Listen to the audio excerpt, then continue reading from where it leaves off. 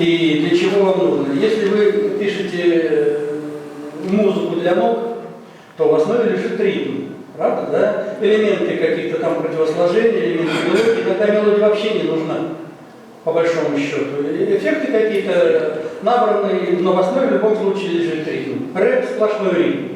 Разложение слова на слоги, допустим, и это все должно точно уложиться в ритмическую сетку. Это тоже. Если вы пишете что-то серьезное, по серьезной музыке есть классическое определение музыки, когда есть мелодия, есть гармония, есть аранжировка, есть инструментовка, есть, в конце концов, живое исполнение и эмоциональное содержание какого-то к этому, да, параметра. Вот. И потом еще как это все преподнести, и кто-то будет играть. То есть параметров очень-очень много, поэтому надо сразу так сказать, точно разграничивать, что вы хотите. Если для вас это времяпровождение, ваше удовольствие, никто не запрещает сидеть и сочинять музыку, или создавать, или делать музыкальный конструктор. Значит, сегодня начинаем, да? Конечно, конечно. Ждать не будем, я просто сейчас Да. живая беседа, поэтому. Значит, меня уже представили, поэтому я представляться второй раз не буду. Валентин Владимирович. Валентин Владимирович Королев. Вот, я очень долго, так сказать, занимаюсь музыкальной компьютерной теологией, преподавал в университете и 12 раз был председателем жюри на Крещенских морозах, 90-е годы, поэтому опыт у меня есть. И повышение курсов квалификации для преподавателей Башкирии, города, есть о чем поговорить. Значит, вот сегодня объявили, и у вас в программе написано, что я буду вам говорить о Cubase. Это немножко чуть-чуть не точно и немножко, так сказать, обобщенно, да? Значит, давайте так. Музыкальные компьютерные технологии состоят из софта, да, из программного обеспечения, которые вам в какой-то степени может в одном месте одна программа помочь, в другом месте другая программа помочь. То есть, если вам нужно заколотить гвоздь, вы берете молоток. Если вам нужно выдернуть гвоздь, вы берете это. В музыкальном софте то же самое. Есть программы, которые помогают вам что-то создать, есть программы, которые помогают вам что-то обработать, есть программы, которые помогают вам что-то конвертировать, еще что-то. Да? Мы сделаем с вами таким вот образом. Я вам сейчас покажу, насколько это будет возможно более подробно, вообще, что такое Cubase. Это будет у нас как базовая тема. Но в дальнейшем мы от этого Cubase уйдем, а потом к нему вернемся. То есть я покажу, в каких параметрах этот Cubase вам может быть полезен, что оттуда можно подчеркнуть, и как инструмент, что вы оттуда можете взять и применять. В своих курсах я всегда иду от одного. Любой человек, который посещает эти курсы, после курсов через час уже должен чем-то воспользоваться. То есть конкретная польза. Если говорить вам о каких-то теоретических изысканиях, смысла нет. За 3 часа это все бесполезно.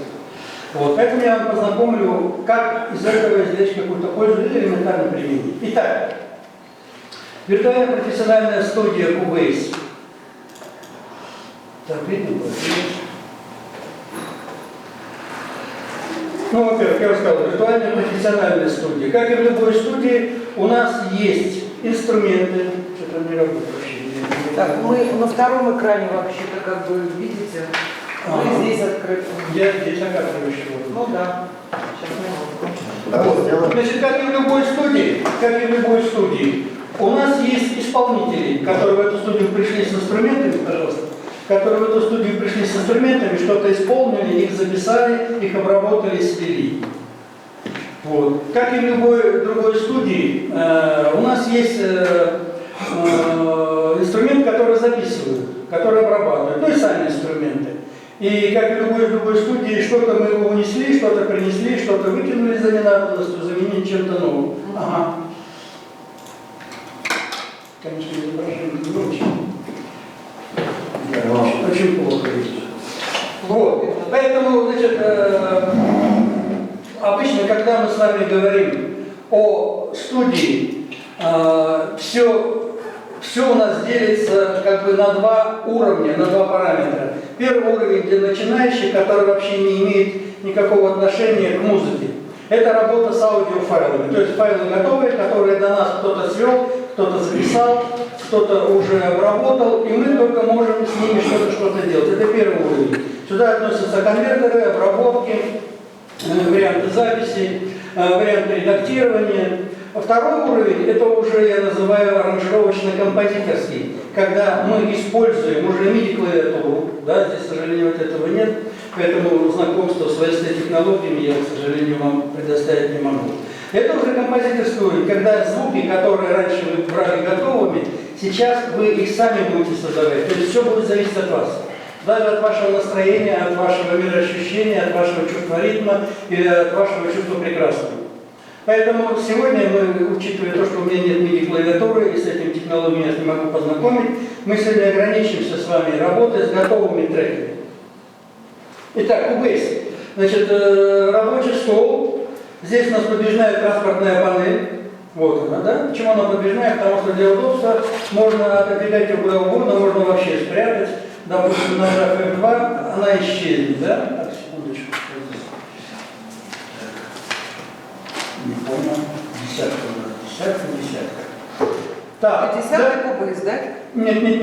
Если 11-й, это пятерка. Это самый нормальный Cubase, потому что 11-й Cubase сейчас вообще 23 гигабайта, не каждый компьютер его потянет. Вот. Значит, мы для того, чтобы создать рабочий стол программы, мы открываем, кликаем по ярлыку 2 раза, я это уже сделал, пока говорил. Теперь заходим в файл, New Project, новый проект, программа русифицирована, поэтому я специально взял такой вариант, чтобы вам было понятно. Конечно, ничего не видно, да? Понятно? Вот, New Project. Теперь создаем empty, пустой, одинарный, свободный можно перевести. Да? Вот у нас рабочий стол программы Cubase. Здесь у нас четко разделены 3 поля. Первое поле, вот оно немножко темное здесь, отсюда даже не видно. Здесь у нас расположены блоки управления проектом всем. Второе поле вертикальное, вот оно, здесь у нас расположены треки. Ну а на большом белом поле здесь у нас расположено содержание этих треков. Кроме того, у нас есть и стационарная панель управления. Вот она наверху, да? То есть это перемотка, зацикливание, стоп, воспроизведение и рекордс, запись. Кроме того, для монтажа и для работы с готовыми треками есть у нас инструментальная панель. Вот она. Здесь у нас выбор зоны, ножницы, клей и так далее, так далее, так далее. Потом немножко на этом остановлюсь. Вот. Ну и, как я вам сказал, подвижная транспортная панель, которую для удобства можно или убрать, или куда-то свернуть. То есть, если вы работаете, допустим, там с 10 треками, вам удобнее наверх поставить и так далее. Ну, я уже говорил, программа Cubase, вообще фирма Steinberg, которая разработала программу, она очень плодовитая, так сказать, фирма, которая разрабатывает очень хорошего качества, я скажу, музыкальный софт. Последняя версия этой программы, уже 11-я версия, которая появилась буквально вот 2-3 месяца назад, она уже имеет объем 23 гигабайта. Поэтому не каждый ноутбук может это потянуть, и там нужна и звуковая карта совсем другая, и там уже операционная система должна быть другая. Поэтому пятерка, если вы будете этим заниматься, пятерка, она, во-первых, в любом поисковике ее можно найти, в любом поисковике можно ее скачать, ее русифицированную, поэтому я вам рекомендую не заморачиваться большим количеством цифр, там девятки, десятки, и потом они более сложные, именно по интерфейсу сложные. А пятерка самая-самая простая, тем более, что она, я говорю, русифицированная. Итак, для того, чтобы создать трек, есть 2 способа. Первый способ. Мы наводим мышку на второе поле, вот оно, которое более светлое, клик правой кнопкой мыши. И добавить, или в английском варианте, Add аудиотрек. Теперь программа нас спрашивает, конфигурация стерео, да? И первый вариант, это у нас количество треков. Если вы работаете с монтажом, то есть монтируете, допустим, 10, 15, 30 треков, то вы здесь набираете количество 4, 8, 10 и так далее, и так далее, и так далее, да? Вот. Если вы работаете, допустим, с партией вокала или с партией, допустим, записанной гитары, то здесь у вас во второй колонке стерео, вы можете поставить галочку моно, и тогда у вас будет работа в моноформате. Да? Это как раз касается голоса или гитары, сегодня я вам это покажу. Вот. Потом, если вас это устраивает, количество треков 1, 2, 3, это вы сами выбираете. Нажимаем ОК, то есть соглашаемся с тем, что компьютер вам предлагает. Вот у нас создался трек. Трек для удобства графики, можно просто сделать его пошире, растянуть вот таким вот образом, наведя мышку, и у нас мышка превращается в 2 параллельные линии. И мы можем тянуть. Это первый способ. Второй способ внизу в правом углу, вот здесь, внизу в правом углу, фейдер, да, который может растянуть там 4, 10 и 30 треков. По количеству треков, значит, вот в пятерке у нас одновременно можно работать с 64 треками. А в последних версиях, девятка, десятка, 11, количество треков 256 и выше. Представьте себе, что у вас 256 треков, на каждый трек заложен какой-то инструмент, и вы со всеми так сказать, треками будете заниматься сведением, обработкой и так далее, и так далее. Впечатляет, да? Партитура, допустим, из 256 музыкантов или партий. Вот. Ну, как правило, мы ограничиваемся иногда и 10, иногда и 16. Теперь сразу могу сказать, если вы занимаетесь созданием композиции, это всегда у нас настройка на MIDI-формат. То есть вместо Add Audio Track вы кликаете Add MIDI Track. Вот смотрите, я один трек создал в аудиоформате. Я сейчас навожу мышку на второй трек и добавить, то есть Add, где буква D, MIDI Track. И количество то же самое. 2, 3 и так далее, и так далее. Вот у нас уже MIDI трек создался. Это первый способ создания трека. И мы туда уже загружаем то, что нам нужно. Теперь второй способ.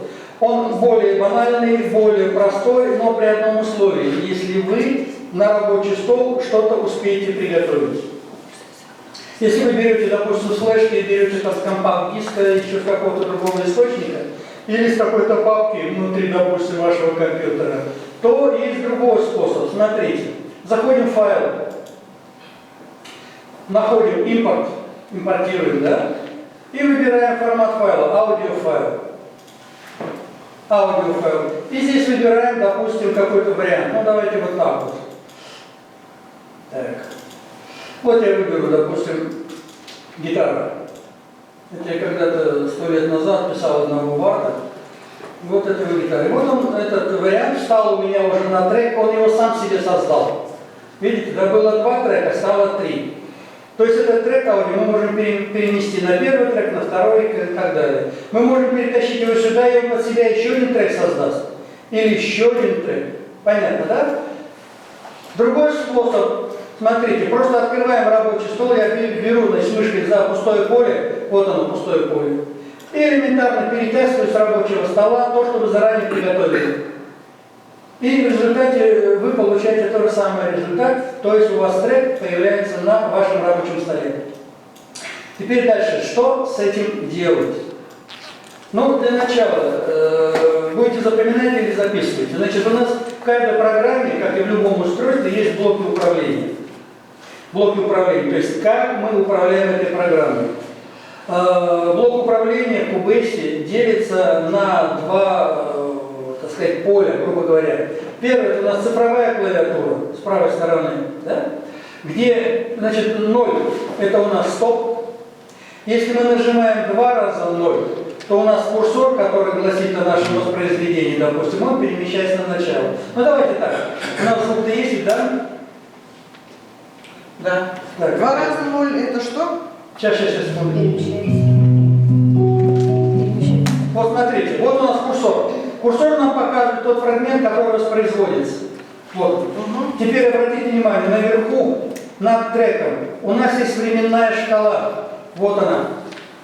Временная шкала у нас подобна тактовой черте. Если я вот сейчас возьму, сделаю расширение, посмотрите, вот допустим, второй такт, вот он, цифра 2. И она у нас начинает делиться. Вторая четверть, третья четверть, четвертая четверть. Если я разделю еще изображение, у нас появятся восьмые. Первая, восьмая, вторая и так далее, и так далее. И дальше по расширению изображения у нас появится и 16. Какой кнопка расширения? Сейчас все расскажу. Это я просто показываю, что такое курсор. Для того, чтобы воспроизвести этот трек, мы можем мышкой, допустим, нажать на временную шкалу, на любой такт, который нам нужен. И у нас с этого места будет, значит, начато воспроизведение. Вот это курсор. Теперь, значит, смотрите, блок управления с самого начала, я немножко чуть-чуть забежал вперед, чтобы вам понять, что такое курсор. Итак, первое. Enter в цифровой части клавиатуры. Это у нас воспроизведение. Вот я нажимаю на Enter, у меня начинается воспроизведение. Если я нажимаю цифру 1 на цифровой части клавиатуры, у меня курсор встает на начало трека. Вот он встал.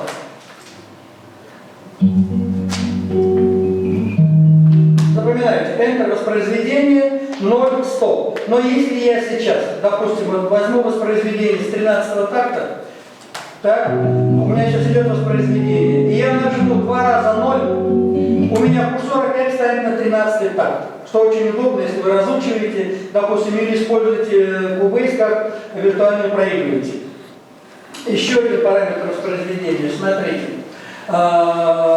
Есть на цифровой части клавиатуры звездочка, всем вам известная. Это у нас кнопка записи вверху. Звездочка – это кнопка записи. То есть, если вы, допустим, пишете с MIDI клавиатуры или записываете просто голос, да, к розовому внизу подключаете микрофон или к звуковой карте, это уже от конфигурации вашего оборудования зависит, то у нас начнется запись. Вот я, допустим, поставил запись. Вот у нас идет запись. Понятно, да? Все. Теперь. Так, ничего.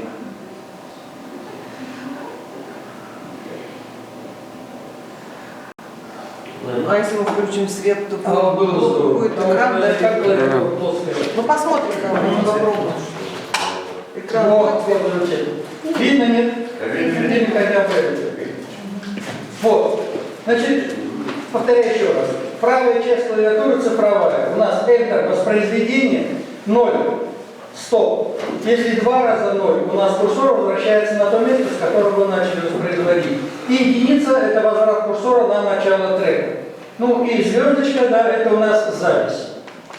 Запись может быть или в MIDI формате, когда вы что-то играете на MIDI клавиатуре, или элементарный микрофон. Теперь буквенная часть клавиатуры. Пробел. Это у нас пауза. То есть я нажал, не понял. Я нажал, допустим, и поставил паузу.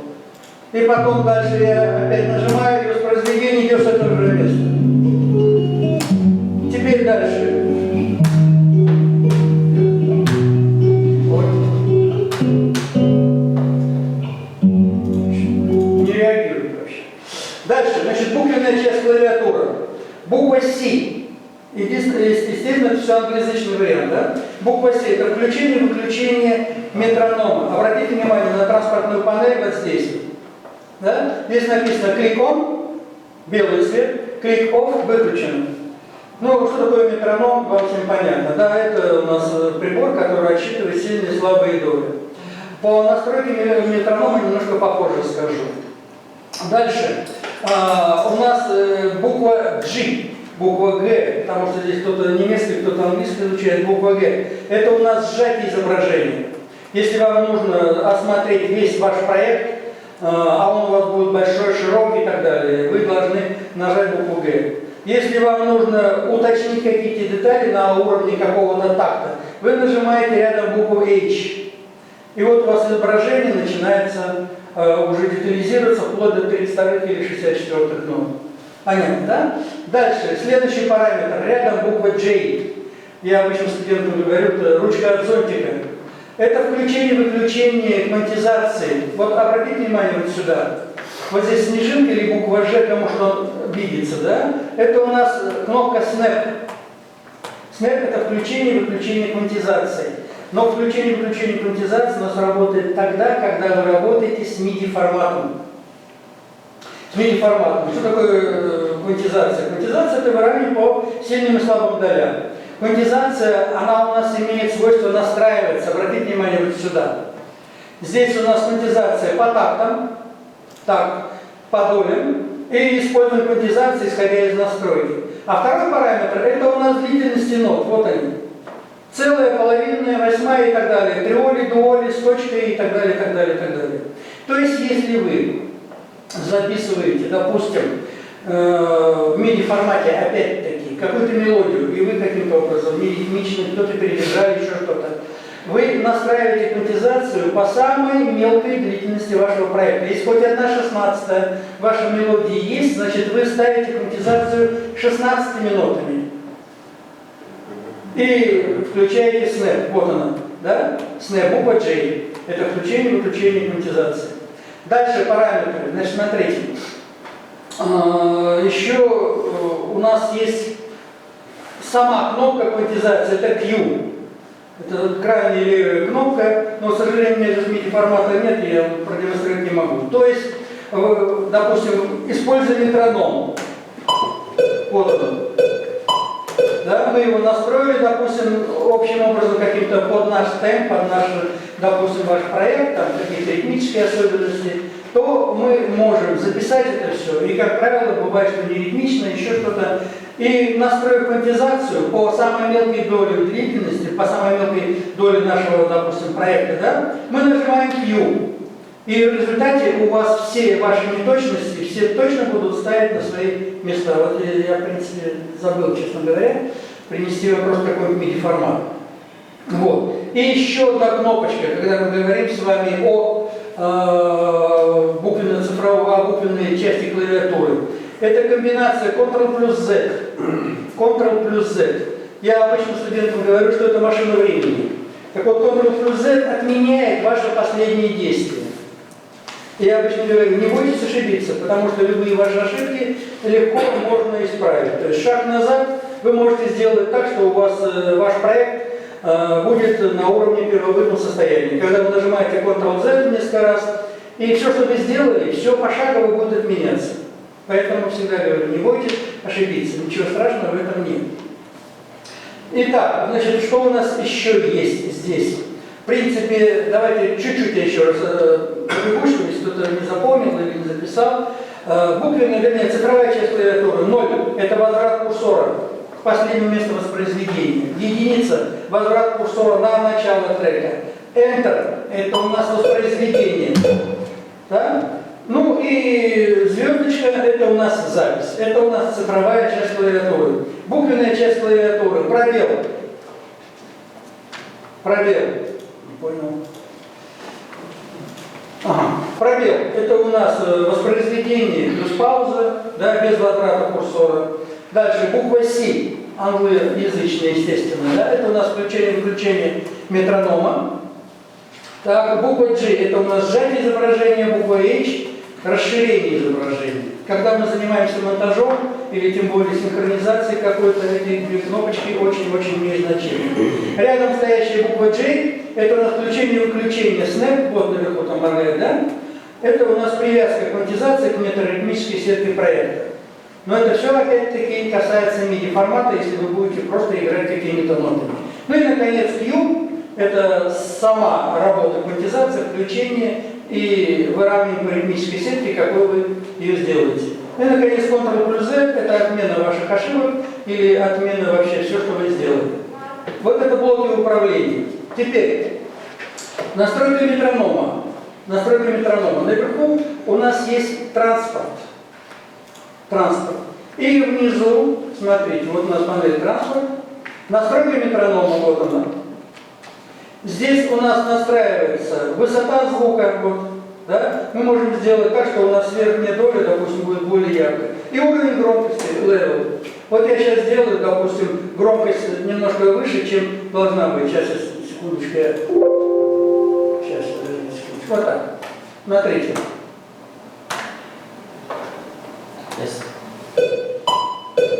Вот. От чего это зависит? Ну, во-первых, если вы работаете, так сказать, с акустическими колонками, там, с мониторами в реальности, да, без наушников, вам нужен один вариант настройки метронома. Да? Если вы работаете в наушниках с готовым фонограммой, допустим, а не с отдельным каким-то треком, то вам нужна совсем другая настройка, чтобы вам по ушам не било, чтобы было комфортно и чтобы вы слышали, допустим, сильные доли на фоне всех тех звуков, которые будут идти вам в уши. Понятно, да? От этого зависит настройка. Теперь, что с этим делать? Что у нас еще есть? Значит, смотрите, давайте я немножко вам остановлюсь, значит, на управлении. Что у нас здесь есть? Посмотрите. Вот у нас начнем с транспортной панели. Здесь у нас индикатор. Я вот сейчас говорю, а у нас получается, что микрофон компьютера, он все ловит. Вот у нас уровень громкости, да? Смотрите, здесь. Теперь здесь у нас темпотрек. Это настройка темпа. По умолчанию в любых VST-технологиях современных музыкальных софта у нас по умолчанию всегда 120 ударов в минуту. Любой возьмите, допустим, прибор, он всегда будет 120 ударов в минуту. Это заводские варианты. И рядом у нас настройка размера. Размер. То есть, естественно, если вы метроном отсчитываете вальсообразное движение, то вам нужно будет ставить 3 четверти, а не 4 четверти. Это понятно, да? Как темпотрек у нас настраивается? Посмотрите. Мы заходим в проект наверху, да? Кликаем, и у нас здесь есть темпотрек или Ctrl плюс T. И вот наша панель темпотрека. Здесь наверху у нас время, получается привязка, и у нас темп. Мы можем, допустим, на треугольник вниз, сначала вот эту берем, метку метронома, и треугольник вниз. Нажимаем, и у нас что? Получается, темп замедляется. Или треугольник вверх, темп ускоряется. Кроме того, смотрите, вот здесь, где у нас есть значение этого темпа, 120 ударов в минуту, мы можем просто потянуть, сейчас, секундочку, не видно. Мы можем потянуть, допустим, сам вот эта полоска, это как раз показатель того темпа, которым мы с вами работаем. Мы можем этот темп замедлить. Попробуйте в синтезаторе замедлить темп. Никогда ни за что не получится. А здесь это все можно. То есть вы выставляете точки замедления этого темпа. Сейчас, секундочку. Посмотрите. Вот я точки выставил, да? И мы можем сделать так, что под конец у нас будет замедление или ускорение, или еще что-то. И вам легче будет это все сделать. В синтезаторе это просто физически невозможно замедлить какую-то фонограмму. Или наоборот ускорить.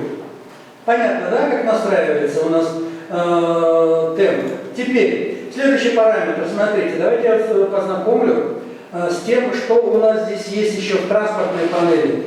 Ну, это понятно. Кликов это у нас включение-выключение метронома. А вот теперь блок управления. Смотрите. Первое. Это у нас перевод курсора на начало трека. Вот, допустим, давайте я поставлю 17 трек, и я его ставлю на начало. И вот он у меня начинает... Компьютер не хочет слушать. Вот. А теперь обратите внимание, значит, здесь, если я поставлю курсор на середину, это плавный возврат курсора на начало. Здесь плавный возврат курсора вперед. А вот эта вот кнопочка, это у нас перевод курсора на конец трека. Ну, понятно, когда у нас курсор появляется на начало, чтобы мы его воспроизвели. Понятно, да? А зачем мы делаем курсор на конец трека? Объясняю. Обратите внимание, вот если я сейчас поставлю курсор на середину, посмотрите вот сюда. Знаете, два параметра. Первый параметр – это у нас доли.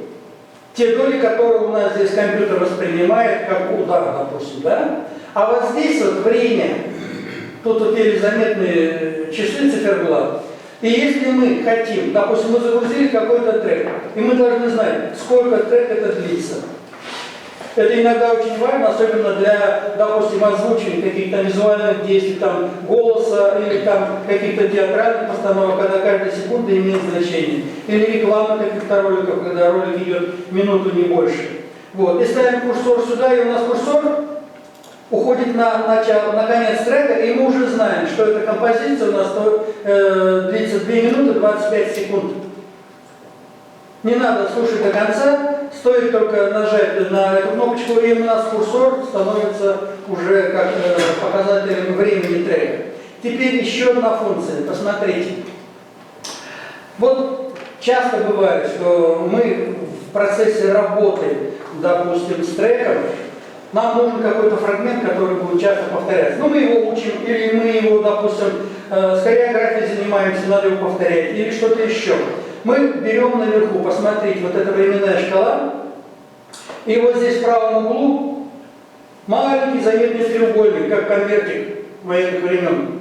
Это у нас называется локатор. Это очень важное приспособление, которое объединяет все наши треки в один, когда мы его соединяем или аудио-миксдаун, то есть смешиваем, да?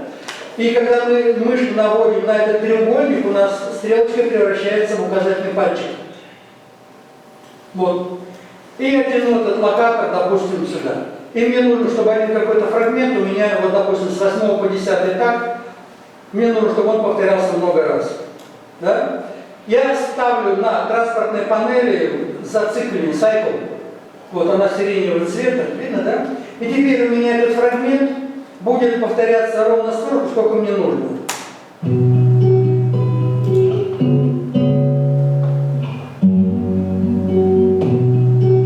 Ну и так до бесконечности. День, 2, месяц, год. А теперь посмотрите, еще одна интересная функция локатора. Если вы в работе с аудиотреком что-то хотите упустить, представьте себе, когда вы какую-нибудь, допустим, фонограмму используете, неважно, для вокала, для танца, и вам не нужен припев второй, или не нужно заключение, там, или еще что-то. В Cubase это все предусмотрено, и вы можете это все с легкостью пропустить, и у вас будет работать только то, что вам нужно. Что мы делаем? Смотрите. Я беру локатор и как бы выворачиваю наизнанку, и у меня получается не голубой уже, а красный. Вот, допустим, я тяну его локатор до конца, и, допустим, со второго такта.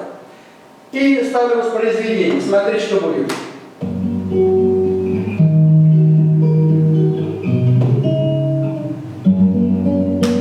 Все, он меня пропустил.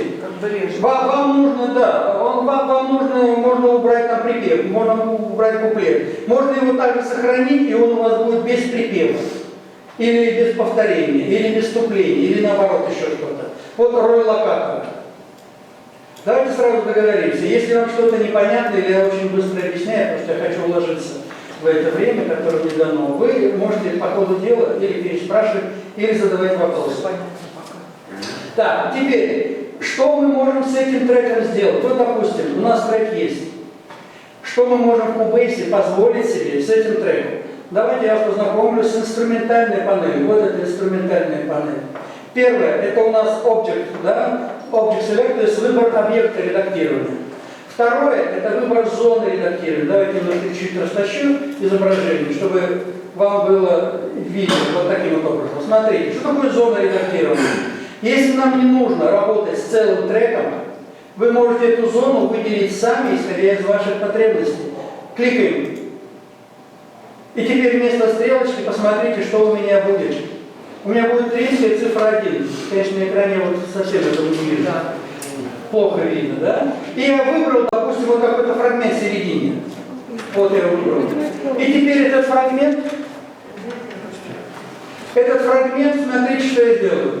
Я его просто беру, обратите внимание, у меня стрелочка превратилась в руку. Я его взял и стащил на второй трек. Вот. Да. Секундочку, я так попрошу всех для БСТ нужно маски надеть, да? Я правильно понимаю? Да. Не обязательно? Маски надеть, да? Нет. Оказывается, нет. Здесь... Там хореография тоже без маски будет. Хорошо. Вокалисты тоже сами У кого есть, можете один, у кого нет. Продолжайте, все. Так вот, значит, я этот фрагмент выделил. Теперь что я могу с ним сделать? Обратите внимание. Когда я по этому треку кликнул, вот он становится, да? Смотрите. Если я по нему кликну, он у меня состоит из 5 точек. Я не знаю, вам видно или не видно. Значит, здесь вот внизу 2 белых квадратика. Если я потяну за этот квадрат или влево-вправо, то все, что я здесь обрезал, ничего не имеет значения. У меня весь материал здесь останется. Видно? То есть это очень удобно. Если вы где-то, допустим, неправильно отрезали, или неудачно отрезали, или вам нужно что-то другое, вы всегда можете восстановить, не беспокоясь о том, что у вас вот это как-то неудачно сделано, придется переделывать. Это может быть и движение влево, то есть можете что-то добавить, да? Это может быть движение вправо, если вы можете что-то убрать или еще что-то. Теперь обратите внимание, наверху вот здесь у нас есть 3 точки. Синий треугольничек здесь, синий треугольничек здесь и квадратик здесь. Это фейдера. Значит, кто музыкант имеет представление, что такое крещендо, диминуэндо, да? Так вот, если я потяну, допустим, за первый треугольничек, то у меня этот фрагментик, который я выделил, начнется с диминуэндо и на усиление крещендо. И то же самое, последний фейдер, будет наоборот на диминуэндо. Понятно, да? Теперь следующий параметр, значит, очень интересный, и он нам очень будет нужен. Это треугольник, вернее, треугольник как квадратик вот здесь, смотрите. Это громкость канала. То есть вы можете сделать так, что вот этот фрагмент, который вы вырезали, вам нужно по каким-то причинам сделать или тише, тогда мы тянем его вниз. Вот по графике видно, да, что он становится тише. Или наоборот сделать громче. Это даже можно сделать уже, вставив опять этот фрагмент здесь. Смотрите, вот я его вернул на место. Так?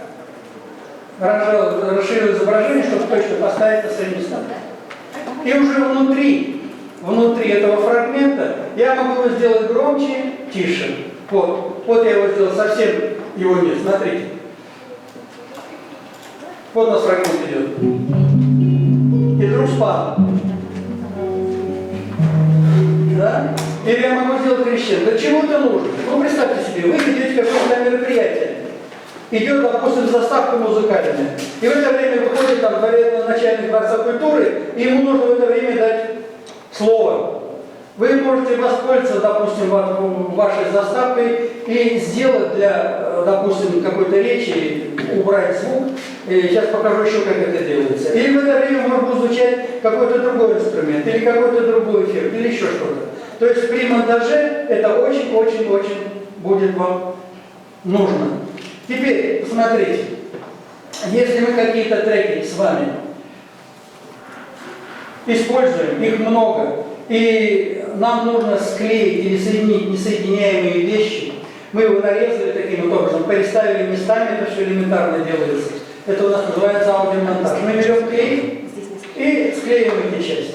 Теперь следующий параметр – ножницы. Ну, очень часто бывает, допустим, вы скачали фонограмму какую-то там с интернета, а там вступление на 4 такта. А вам нужно, чтобы на сцену успели выйти там или танцоры, или вокалисты, или подтанцовка, или бэк-вокал, и они не успевают или выбежать на сцену, или уйти со сцены. Или вам наоборот нужно там гала-концерт, последний, допустим, номер, и вам нужно, чтобы весь зал вместе пел не один припев в конце, а 4 припева под общие овации и так далее, цветы в зале и так далее, и так далее. Тогда вы можете элементарно взять припев, какой-нибудь фрагмент, да? Смотрите, вот я его отрезал, ну, я просто с потолка нарезал, да? И теперь я нажимаю Alt и удерживаю. Это у нас вариант копирования. Вот, допустим, вот этот фрагмент, пример, это у нас припев. Я выделил его, он по бокам красный. То есть, если вы хотите с этим фрагментом что-то сделать, вам нужно его выделить. То есть, клик по треку, он у нас по бокам будет красный. Это значит, что он готов к редактированию. Теперь я нажимаю и удерживаю на клавиатуре Alt и растаскиваю. Вот у меня один фрагмент, вот у меня второй фрагмент и так до бесконечности. И тогда за счет этого у вас будет 3 припева, 4 припева, может быть, под этот припев выйдут все участники гала-концерта, поклонятся, а эта музыка фоновая, допустим, которая дальше будет, она вам послужит таким общим финальным значением. Это очень удобно. Теперь, дальше транспортная панель, допустим. Вернее, транспортная, а инструментальная. С ножницами понятно. Да, берем ножницы и режем как сосиску, как вам нужно. Любую часть из этого мы можем взять, поменять местами, сдернуть, скопировать, удалить и так далее. Понятно, да? Следующий параметр – клей, глю.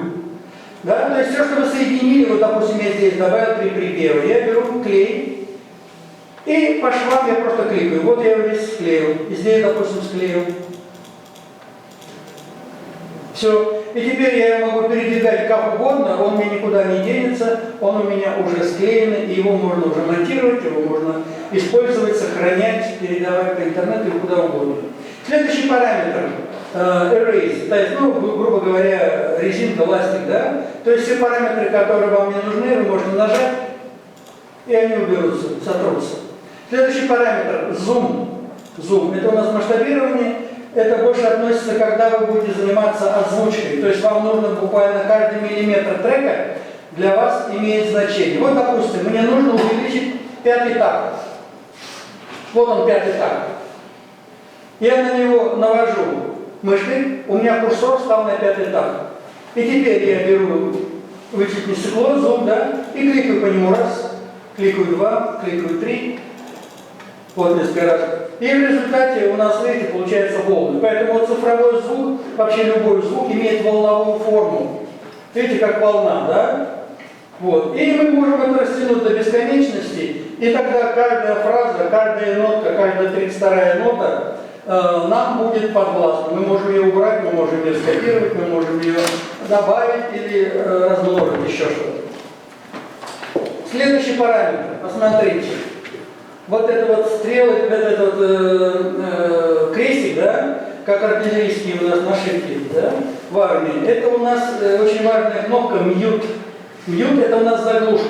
Когда она применяется? Применяется тогда, когда вы работаете с множеством количеством треков, допустим, у вас есть 15 треков, и вам нужно прослушать, допустим, 6-й трек, а все остальное заглушить, или 6-й, 8-й и 1-й, допустим. Вы кликаете по этому треку, и он у вас будет заглушен. Смотрите, вот он серый стал, то есть он звучать не будет. То есть выделяете те треки, которые вам нужны, или наоборот не нужны. И тогда у вас этот трек звучать не будет. Понятно, да? Следующий вариант. Значит, вот это вот для MIDI формата я вот это делать не буду вам пока, потому что у нас MIDI клавиатуры нет. Вот следующий вариант очень важный. Называется draw, рисовать. Ну, это, во-первых, нужно для того, чтобы у нас можно было ноты не играть, а рисовать. Значит, смотрите, как это делается. Вот я специально в самом начале создал MIDI-трек. Вот у нас второй трек. Он MIDI. И для того, чтобы нарисовать какие-то ноты, у меня был студент в одной группе в 5-м курсе университета, который ноты не знал, но он их умел рисовать. Я говорю, а как ты умудряешься? Вот так я как-то уже привык. То есть он их не играет. Он их берет и рисует. А как это воспроизводит, смотрите, я вам покажу. И вы поймете, насколько это сложно. Я беру карандаш. И рисую пустой трек вот в MIDI формате, вот у нас MIDI формат, да? Я просто рисую, как коробка, она пустая, из-под конфет. Можно гвозди хранить, можно хлеб, можно пить, кому что нравится. Так, и теперь по нему кликаю, вот он у меня открылся. Здесь у нас аналог фортепианной клавиатуры. У нас синтезатор, родной синтезатор Microsoft, который является частью Cubase. Там тоже есть варианты, когда мы можем, допустим, другие инструменты использовать. Они являются частью Cubase, потом попозже я с вами на эту тему поговорю. Теперь смотрите, как рисуется звук. Вот здесь у нас C4, C3, C2. Это до 4 октавы, до 3 октавы, до 2. Да? Берем карандаш и элементарно рисуем. И так далее. Можно гармонию сделать, какой-нибудь аккорд. Или я возьму, допустим, линейку и сделаю, допустим, глиссандо вот так. Да? Или вот я могу, допустим, гармонию сделать так, при случае так, так и так, допустим. То есть вот это элемент рисования, если у вас других вариантов нет, но вам нужно, вы можете это все нарисовать. И звучит так.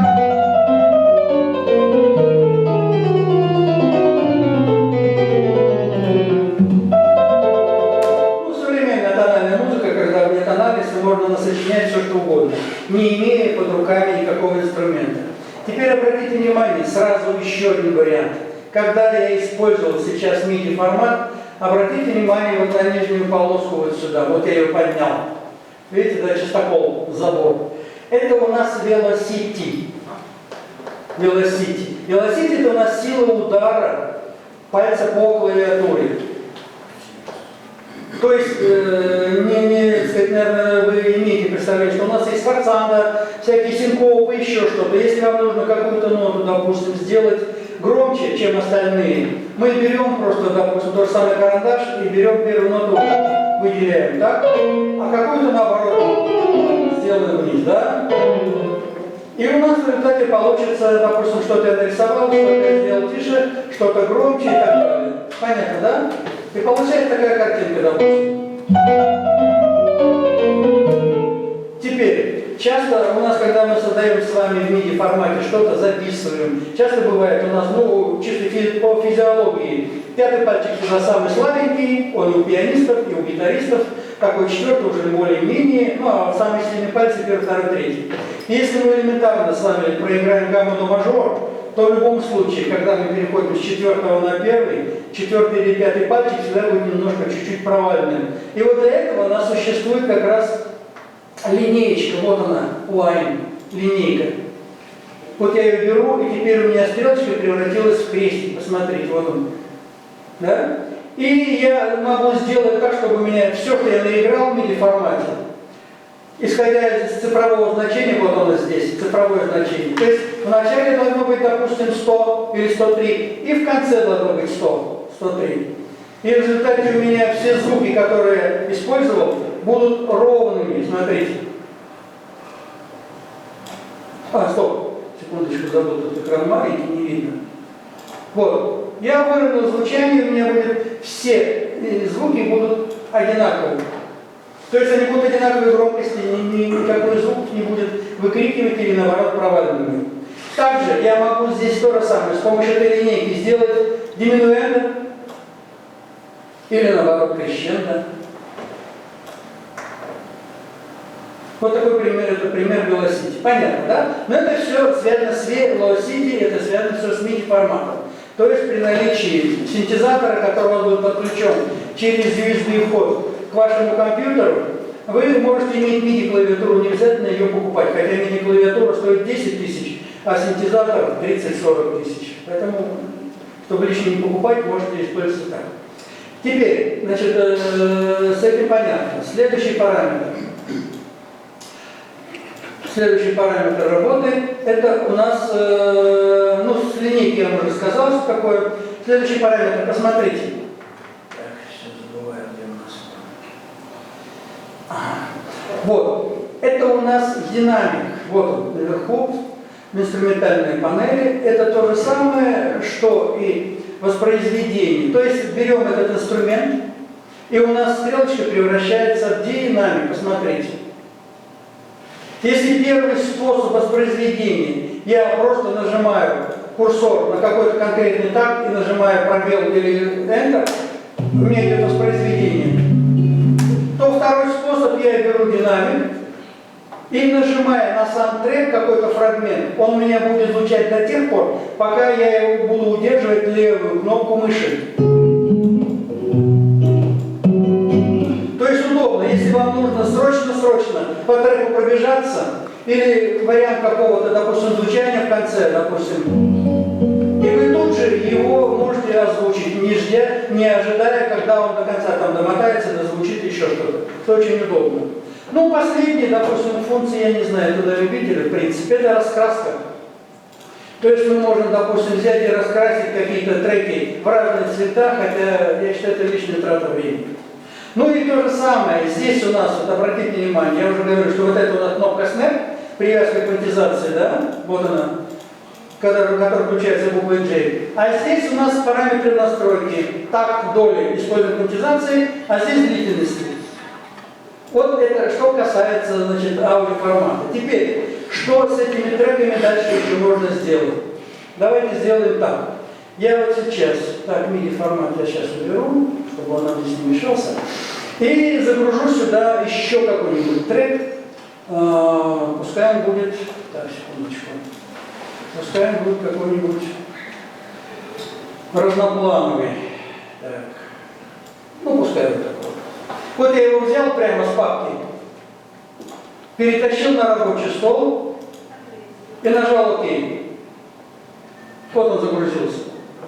Это у нас песня, обыкновенные песни. И теперь следующий параметр, когда вы будете работать с готовыми треками, очень востребованный. Смотрите, мне нужно, чтобы вот этот трек у нас плавно перешел в другой трек. Бывает, допустим, там дискотеки или какой-то монтаж, или когда вы должны сделать попурри на какие-то темы, или сделать какие-то, допустим, вставки, и вам нужно, чтобы один фрагмент плавно перешел в другой. Смотрите, что я сделаю. Я беру вот эту гитару, допустим, да, вот фрагмент. Так, давайте отрежем что-нибудь вот здесь. Так. Вот я уберу, чтобы он здесь не мешался. И нам нужно соединить вот с этим треком. То есть один трек должен плавно перейти во второй трек. Причем эти треки разноплановые. Смотрите, первый трек вот он.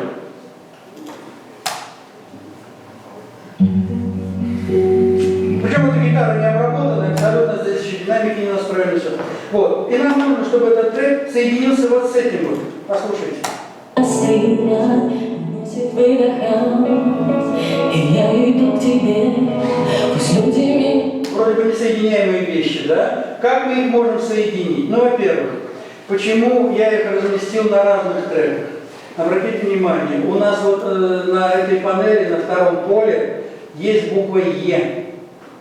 Вот она, в кругленьком таком варианте, да, буква Е. Education, edit, то есть редактирование. Мы можем с вами любой трек отредактировать, и какие там у нас есть редакторы. Смотрите, я нажимаю сюда, и у нас возникает панель редактора. Вот она, панель редактора. Что здесь есть? Ну, в главном поле это у нас эквалайзер. Он четырехполосный, низкие частоты, низкие, средние и высокие. Диапазон от 20 до 20 кГц. Частоты мы можем с вами или выработать таким вот образом, нажимаем, допустим, вот они точки, да? И каждый из точек мы можем поднять, опустить или еще что-то, да? При работе с вокальной партией это очень важно. И если мы можем, допустим, если нам нужно сделать, допустим, ту же самую гитару более яркой, более сочной, мы элементарно делаем таким образом. Я включил редактор, включаю воспроизведение и добавляю немножко середину и чуть-чуть вверх. Смотрите.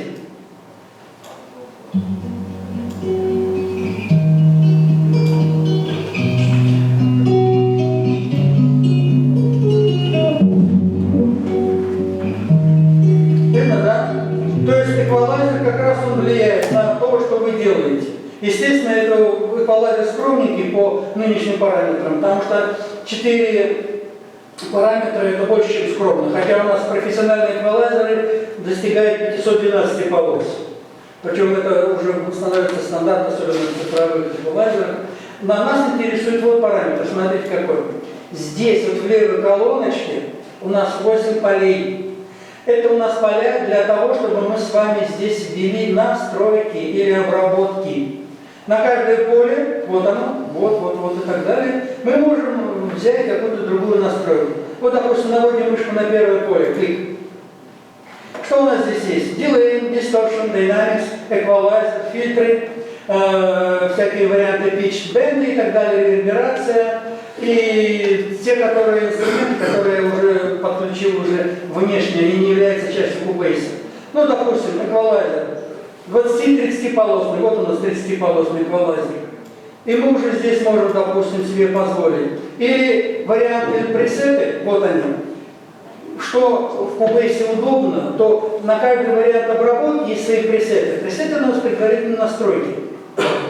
Они, естественно, заводские, и хотя бы, допустим, начало обработки вы можете сделать в автоматическом режиме. На все случаи жизни. И на вокал, и на инструменты, и, допустим, на басовые звуки, и на эффекты, и на все остальное. Вот, допустим, смотрите, вот здесь из пресетов. Вот так. Ну, допустим, вот пикет гитар. Вот у нас настройка пресет пикет гитар. Смотрите, я кликну. И вот эквалайзер у нас стал, видите как? И звук, естественно, у нас получается вот таким образом. Здесь выход, громкость. Сейчас, секундочку. И остальное вы можете добавлять уже исходя из ваших потребностей или из того, что вы слышите. Там же у нас пауза. Вот. Поэтому эти настройки все у нас можно менять.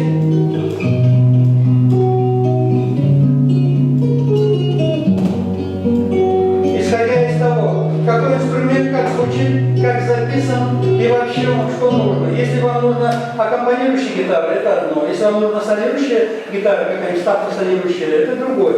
Естественно, они обрабатываются в эквалайзере по-разному, и в обработках там дилей, хорусы, фленджеры и все остальное по-другому. Дальше, значит, что я вам еще хотел говорить? По обработкам. По обработкам, значит, здесь... Ну, так, давайте сразу все это открыл. Значит, смотрите, вот у нас эквалайзер, да? Один из вариантов обработки, качественной обработки в Cubase, так как это у нас студия виртуальная, это, конечно, компрессора. Компрессор, что такое компрессор? Главная функция компрессора – выравнивание перепадов громкости. Ни для кого не секрет, что компрессорами обязательно пользуются инструменталисты. Я про вокалистов вообще молчу. Когда у вас дыхание заканчивается, вы начинаете проваливаться. Да? Когда вы взяли другое дыхание, вы начинаете кричать, если тем более вы плохо слышите, или вы не, допустим, элементарно фонограмму плохо слышали, наоборот, хотите ее перекричать. Так вот, компрессор, основная функция – это удаление перепада громкости. То есть компрессор можно сравнить с газонокосилкой. Вот. Тогда у вас тихий звук, он наоборот делает громче, а громкий звук наоборот, как бы как газонокосилка постригает, и в результате все слоги, все инструменты, все слышны. Давайте я вам покажу просто, как он работает. Опять-таки в верхнем углу, иногда у них написано про это название дефолт, то есть сброс. Да? Кликаем левой кнопкой. И вот у нас набор пресетов, которые относятся к компрессорам. Ну давайте выберем здесь что-нибудь. Вот, видите акустик гитара, да? Акустическая гитара. И посмотрите, как у нас стала звучать гитара в результате обработки компрессором.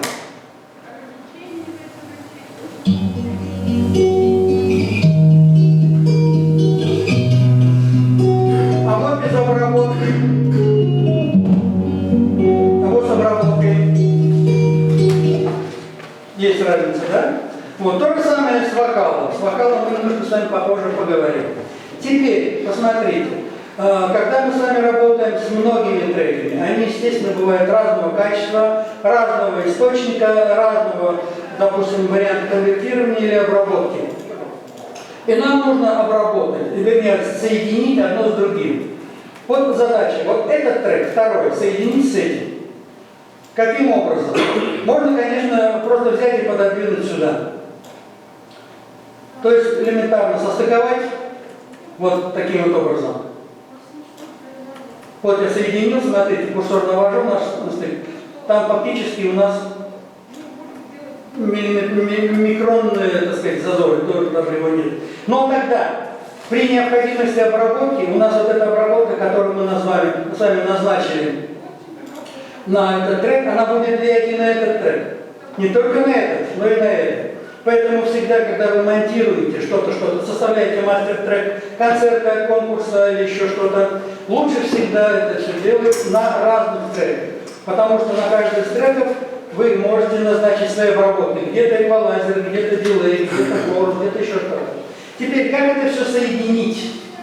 Смотрите, вот я сейчас специально наложил вот один трек на другой. Вместе это выглядит таким вот образом. Смотрите, без обработки, без всяких манипуляций. И я иду к тебе, пусть люди Некрасиво, правда, да? Вот. Теперь, что мы можем сделать? Первый вариант, это надо вывести одинаковую громкость.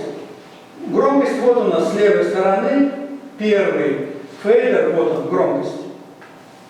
Но это опять-таки вы должны рассчитывать на свой слух, если у вас качественные мониторы, допустим, студийные, и если вы это можете, но не каждому это доступно, допустим, исходя из разных вариантов. Второй у нас помощник в этом плане, это графика. Чем хорош компьютер? Тем, что вы, помимо того, что вы слышите, вы еще и видите. И вот по этим вот параметрам, по графике, вот она графика, да? Обратите внимание, графика здесь не обработанная живая гитара, и графика здесь. Значит, мы можем что сделать? Берем по этому треку, кликаем. Смотрите, находим здесь синий квадратик и опускаю вниз. И даже чисто визуально смотрю, чтобы у нас графика этого трека, ну, примерно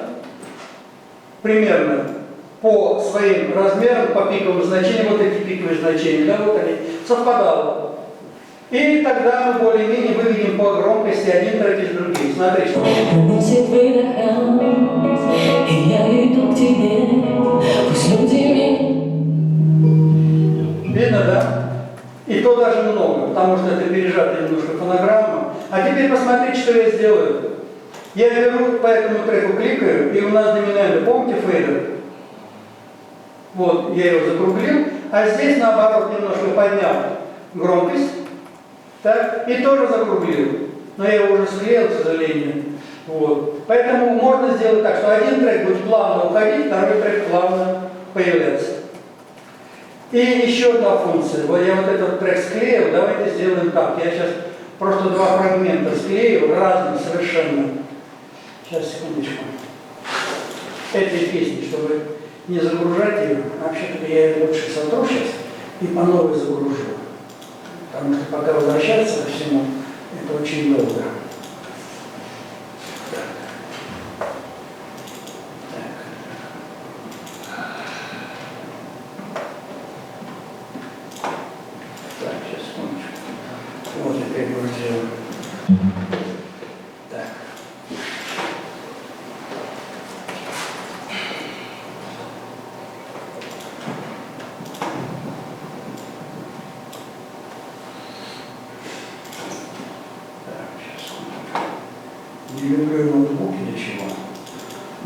экран, и постоянно какие-то проблемы с ним получаются.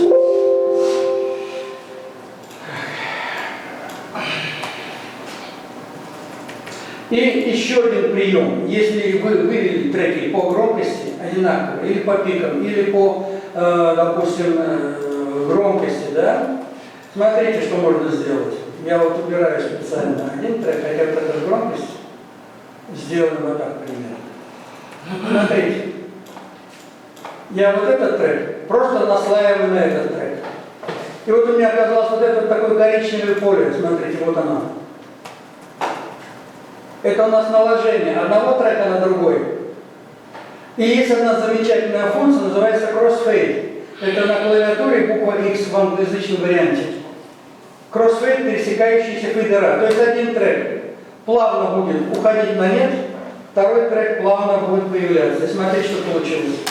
Оставив след судьбе, все то, что постыло, уносит выдохом, и я иду к тебе, пусть люди. Естественно, гитарная обработка звучит как подушка обложенная, да? Но вот переход одного фрагмента в другой плавный, если у вас одинаковые по значению треки, по частоте, допустим, по громкости, то кроссфейд вам в этом плане очень много может дать.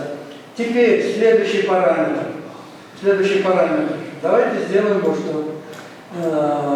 По обработке, в принципе, я уже говорил, что у нас... Сейчас, секундочку, я уберу, что-то лишнее. Да? Вернемся немножко к обработкам нашим. Смотрите. Ну, про эквалайзер я уже сказал, да? То есть эквалайзер вот 30-полосный. Выбираете вариант вашего инструмента, или солирующий, или аккомпанирующий, вот, допустим. Или это касается вокала, или еще чего-то. Выбрали. Теперь, естественно, компрессор, да? Компрессор, то же самое, вот пикет акустик гитар, то есть у вас получается уже все перепады звучания, допустим, связанные с инструментами или с плохой записью, или с качеством микрофона, снятие сигнала, все это у вас будет выверено, и все это будет сделано на одном уровне. Теперь, что еще можно здесь обработать? Ну, конечно, дилей. Дилей — это у нас задержка звука на выходе и подача с меньшим уровнем громкости, да? Но без дилея у нас ни один певец сейчас на сцену не выйдет, да? Что делает дилей? Он создает эффект послезвучия. То есть вот если мы, допустим, представим звук как карандаш, незаточенный карандаш, да? Так вот, оперному певцу надо вот по длине этого карандаша, представьте себе, что у нас целая нота. Раз, два, три, четыре. Оперному певцу, учитывая то, что он поет вживую, надо допеть до конца. То есть надо иметь дыхательный аппарат, надо иметь навыки пения, надо иметь технику и так далее, и так далее. Современному эстрадному певцу можно спеть не целую ноту, а половинку. Потому что вторую половинку за тебя сделает дилей. Вот этот эффект послезвучия и затухание, она дает, вот эта функция дает эффект послезвучия. То есть вместо «да», когда ты произнес, будет вариант «да», допустим. Да? Вот этот эффект дилей, самый популярный вариант у нас обработки вокалиста. Ну, кроме того, если это студийная обработка, то, естественно, компрессор, естественно, допустим, эквалайзер, если мы должны подчеркнуть какие-то параметры, тембр голоса, да? То есть, если у нас голос низкий, а мы еще добавляем низкие средние частоты, то голос превращается в такого подушечного варианта. Если голос, наоборот, высокий, особенно молодой детский голос, да, они звенящие иногда даже, допустим, с резонирующим каким-то звуком, то мы, естественно, чтобы подчеркнуть или добавить немножко те тембры, которые чисто физически, физиологически отсутствуют, мы добавляем, допустим, средние частоты, низкие, средние, опять-таки в пределах того, чтобы этот голос был после обработки узнаваем. Что еще здесь есть? Ну, допустим, реверберация, да? Реверберация – это у нас эффект эхо. Эхо, да, послезвучие, вот в самом Cubase очень мощный ревербератор, вот он, тут много параметров. Просто можно будет сократить этот вариант и сказать, что вот эти пресеты, вот их сколько, смотрите. То есть вы в любом случае, для своего случая выберете тот ревербератор, который вам нужен. Или для вокала, или для инструментальной музыки, или для обработки баса, или для обработки, допустим, ритм-секции какой-то, да? Вот. Теперь давайте я вам покажу что дальше здесь можно делать? Почему именно вот этот вариант Кубейса замечательный в плане работы с вокалом? Давайте перейдем к возможности Кубейса в обработке вокала.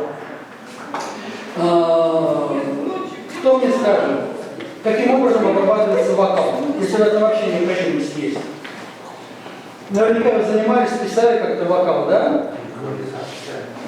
Чем пользовались? Ну, обычно будут эти процессоры, аресты и прочее. Угу. Скажите. Разные же еще. Ага, понятно. Ну вот исходя, конечно, из ваших возможностей, да? Что есть, тем и пользуетесь, да? Давайте сделаем так. Смотрите, я сейчас загружу, специально я приготовил вокальную партию. Так, ну пускай будет. Так, да, сейчас, секундочку. Вот, это я когда-то лет 15 назад писал одного барда, причем таких вот фактически в комнатных условиях, не в процессе студии. Так, что-то... Вот. Это у нас необработанная вокальная партия, это у нас самодеятельный бард. Он просто, когда говорит, заикается, а когда поет, более-менее. Вот он решил сделать на память, так сказать, о себе несколько песен. Я его записал. Послушайте, что он поет.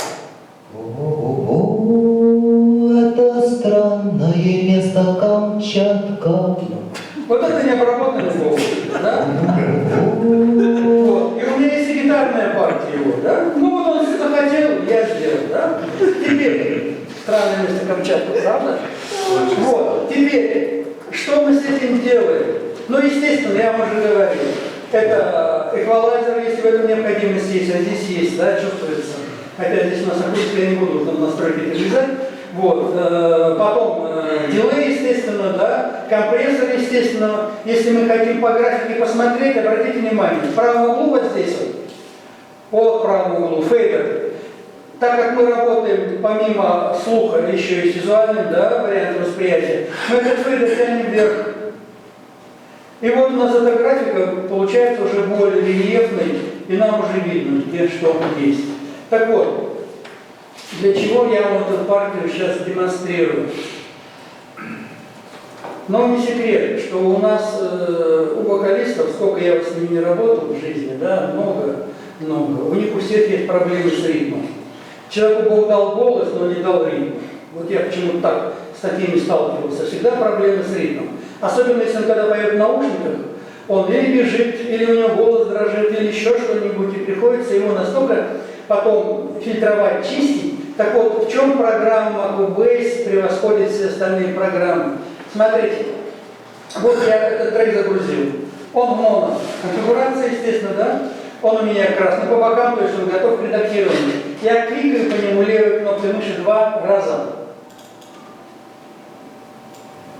И вот у меня получилась такая панель.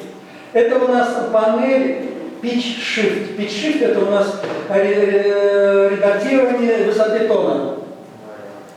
Высоты тона. То есть проблема для многих вокалистов это нечистое интонирование. Да, особенно такие сложные интервалы септимы, там тритона, там еще что-то. И вот посмотрите, если я сейчас кликну деформация, да? Сейчас. Так, сейчас, секундочку. Вариабли. Смотрите. Сейчас, секундочку. Вот все, что спел этот вокалист, вот это имеет такой вид. Это, сейчас, секундочку.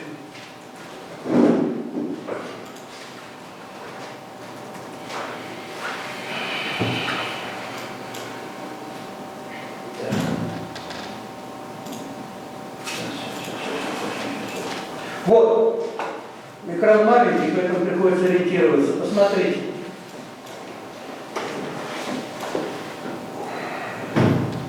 Вот эти ноты, которые он поет. Давайте немножко чуть берем. Так. То есть любой звук.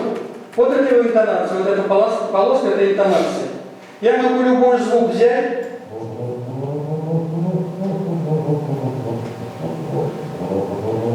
Да? Могу взять, допустим, его сделать короче. Вот он начинает подъезжать с одного звука на другой. Да? Если он, допустим, спел последнюю фразу коротко, а мне нужно, чтобы он пел ее длинно, я могу сделать ее, взять и сделать короче. Посмотрите первая фраза. Слушайте.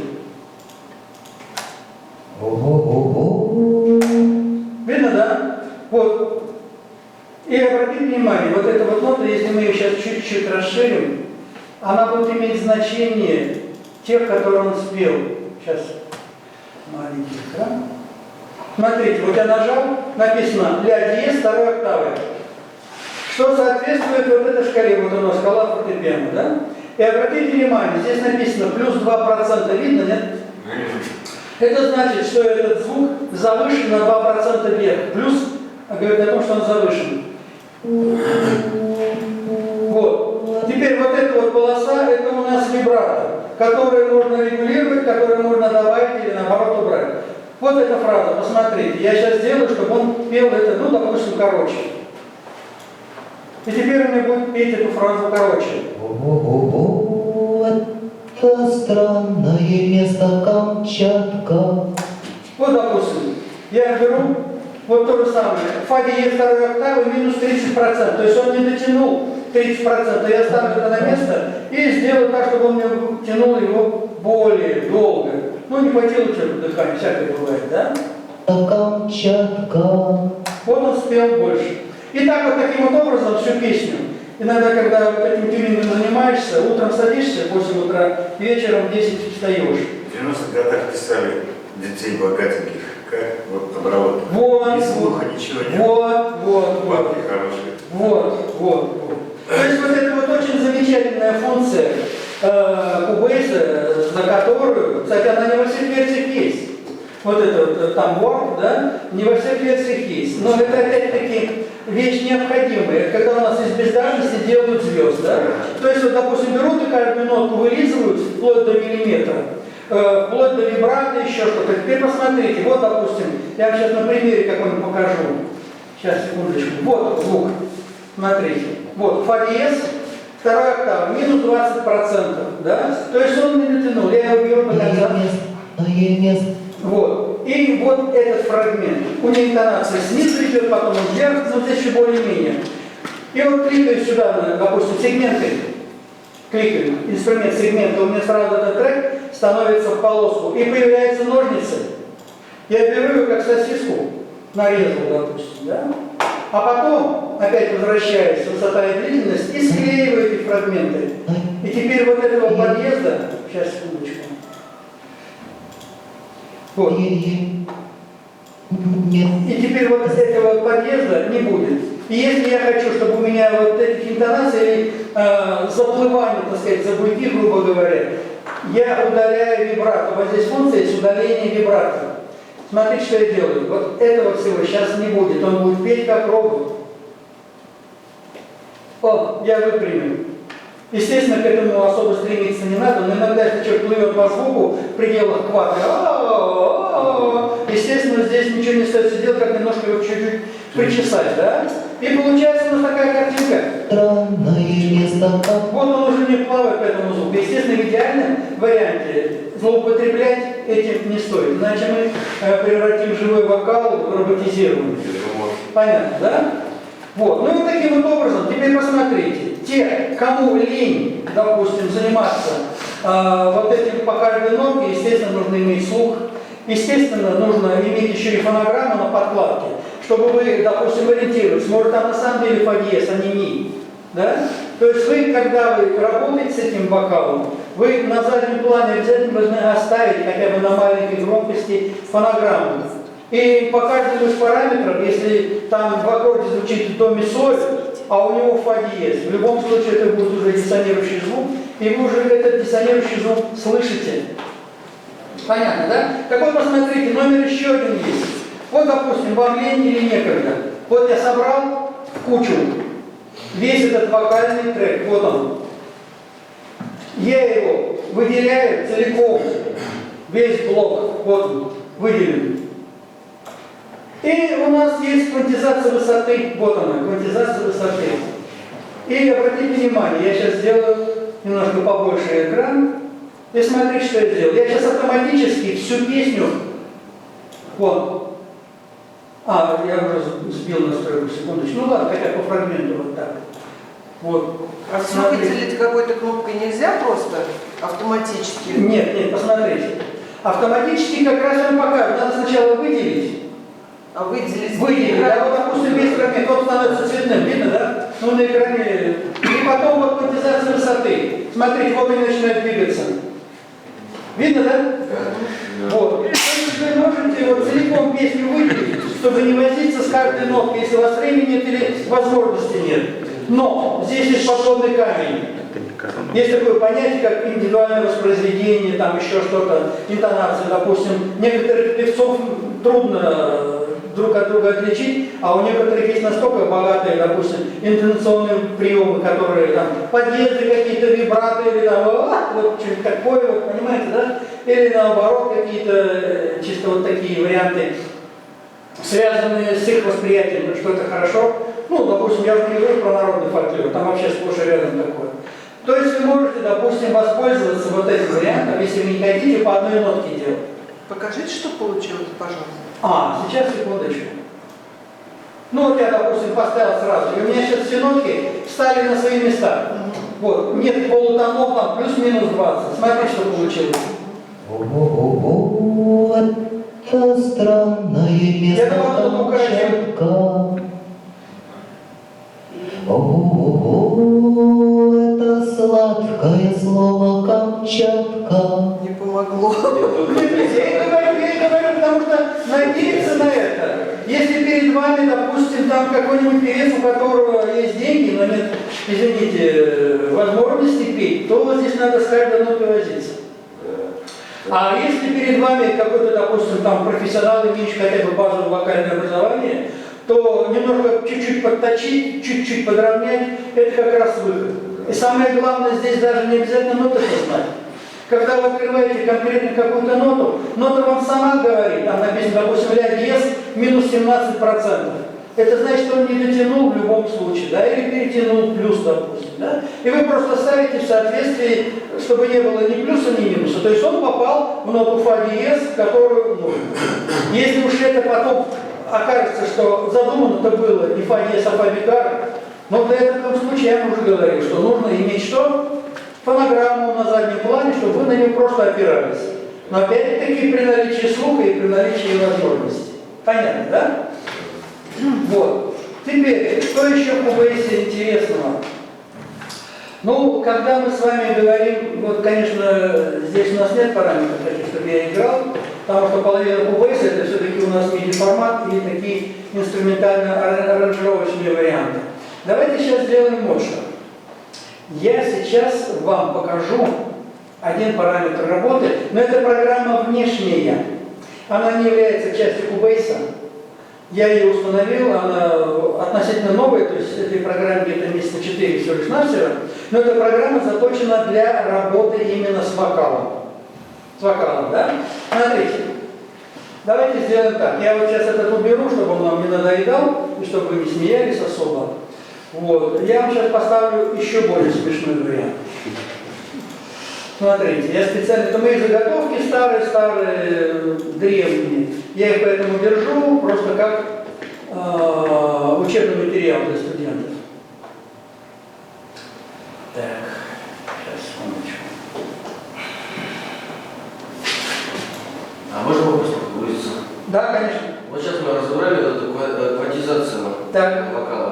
У меня был случай, как раз то же самое. Вроде вот так человек записал, он особо не поет, отметил полностью автоматически квантизацию, ну как называется правильно? Квантизация. Да, поставил.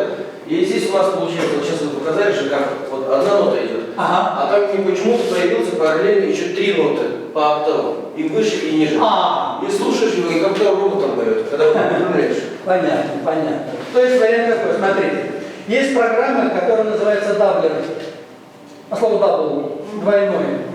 То есть у меня был случай, несколько случаев было, но ко мне обратилась моя бывшая студентка, она работала со школьным ансамблем. У нее был ансамбль буквально 8 человек. Она говорит, мне нужно вот на юбилей школы сделать так, как будто поет весь хор. Вот я этих 8 человек записал по отдельности, а потом пропустил через вот этот даблер, где один голос дается на 4 варианта. Эти вот варианты распределяются по верху, по низу, допустим. То есть можно по стереопанорамике разбросать, по октавам разбросать. То есть один голос у меня размножается на 4. То есть, видимо, обработка ваш, который он был задействован именно с даблером.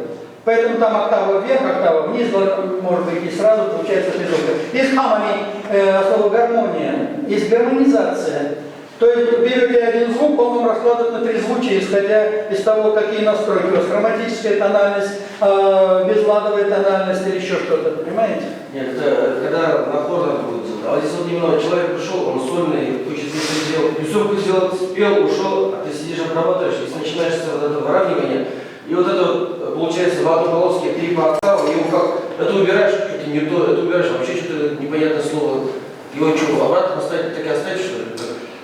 Нет, вы можете просто взять и соединить в один голос, в одну точку свести. Но звук все равно не то, не натуральный, электронный получается. Ну, тогда это надо смотреть, какие обработки. Просто вы там, может, прицепили какие-то обработки.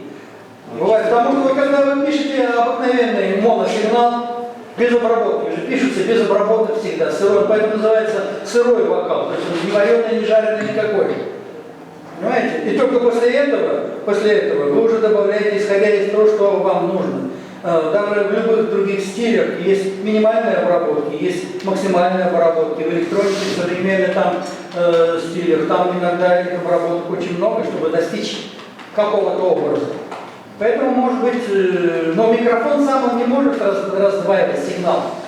Микрофон проходит через определенный этап обработки. То есть, есть, вот, я уже сказал, два варианта. Или даблер, он дублирует, так сказать, да, и этот даблер настраивается октава вверх, октава вниз. Допустим, или тембрально, вправо, влево. То есть можно, я сегодня сейчас покажу вот это. У вас не то, в общем-то. Давайте продолжим. Так, сейчас, секундочку. Так, что там завис? Ага, вот, появился. Кусочек.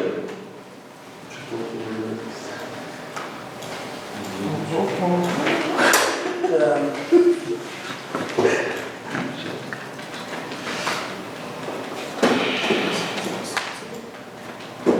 И вот смотрите, эту запись я делал давно-давно, наверное, девочки уже замуж вышли, детей имеют.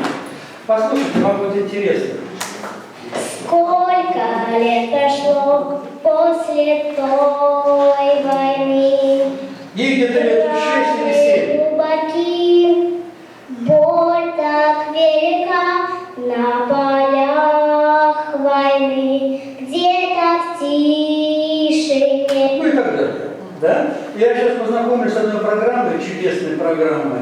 Это программа последней версии. Смотрите. Заходим в букву Е, редактирование, находим на первом поле, и вот вокал, нектар, третья версия. Это в пятом версии есть? А? Или вы уже сами ее туда установили? Это я установил, когда брал. Это фирма, да, «Изотоп». Значит, у этой фирмы, вот она, есть 3 версии этой программы. Она сделана специально для работы с вокалом. Есть «Изотоп» версия 1.4, 2.02, и вот это вот одна из тройки, то есть 3.03, 3.04 версия. Вот эта вот программа, чудесная программа, которая может вам решить много-много-много проблем. Я вам просто рекомендую. Она русифицирована. Значит, что здесь есть? Смотрите. Ну, во-первых, когда мы вокал с вами записываем, мы всегда традиционно выбираем, срезаем низкие частоты. Посмотрите, как у нас срез получается, почти вертикальный. Это для эквалайзера очень-очень ценится, да? Потому что вот эти низкочастотные, приходящие там бубнящие звуки П, Б, которые взрывают эфир, да, когда, эквалайзер здесь, так сказать, очень-очень-очень нам может помочь. Это первый вариант. То есть эквалайзер можно сделать в любом параметре. И какую-то несущую частоту срезать, поднять или наоборот срезать. Бывает вот здесь такое понятие паразитные шумы. То есть сопровождается пение, ну бывают дефекты речи, дефекты, допустим, там речевого аппарата или еще что-то, присвистывание какое-то, причмокивание, еще что-то там, понимаете? Много, особенно у вокалистов, которые, ну, любители, а не профессионалы, которые следят, допустим, за своим речевым аппаратом, еще что-то. Вот это первый плюс. Теперь второй плюс, посмотрите. Функция pitch. Pitch shift, pitch correction, знакомое название? Вот. Pitch это у нас смена тона, correction коррекция. Так вот, чем эта программа хороша, посмотрите. Она в реальном времени тут же корректирует все ваши неточности в режиме онлайн. Смотрите, вот я ее включил. Сейчас, секундочку. Так, сейчас. Смотрите. Смотрите сюда. После той войны раны глубокие, Видно, да? боль так велика. Вот, значит, здесь в центре те звуки, которые она берет. Заход за круг влево-вправо, это ее неинтонируемый. И как бы эта программа, вот эти неинтонируемые или нечисто интонируемые звуки, она ставит как бы на место и ставит в тот анализ, который вы выбрали. Это очень хорошо. То есть, если вы, допустим, поставили в реальном времени эту обработку и потом сохранили, то у вас не будет необходимости в Cubase по одной нотке что-то делать. Естественно, конечно, там, если она не расползается там на кварту, на квинту или еще что-нибудь, тут разговор. Как сохранить и потом послушать? Сейчас. Вот я говорю, если вы это обработаете этой программой, по сохранению мы еще не дошли с вами. Вот, дальше, эквалайзер я уже сказал. Дальше, компрессор. Вот у нас тут написано линейка, вот threshold, да? Это у нас линия удержания. Сейчас я попробую, секундочку, поставить. На полях, Вот у нас внизу идет звук, где-то в тишь, а вот вверху желтая полоса. поднимут крик. Это то, что работает у нас эквал. Видно, да? Смотрите. Видно, да? Вот он подавляет. Вот самый высокий звук. Да никак нельзя. Вот это работа компрессора в реальном времени. От глубоких ран плачет мать земля, над землей летят тучи. Вот где место, когда будет тихо, она его поднимает, а где очень громкое, она его срезает. И в результате, если мы, допустим, сейчас это сохраним, то у нас вот этот файл будет выглядеть не как чистокол забор, понимаете, а более-менее. Здесь самое главное не пережать. Потому что если вы пережмете, у нас теряется индивидуальность, иногда элементы роботизированы получаются. Но тут надо элементарно все творить, выдумывать, пробовать. И вот самое главное знать, как он работает. Теперь следующее, что здесь еще есть, которое мне нравится. Нажимаем на плюс и добавляем какие-то варианты обработки. Смотрите, компрессор. Теперь следующий параметр, DSR.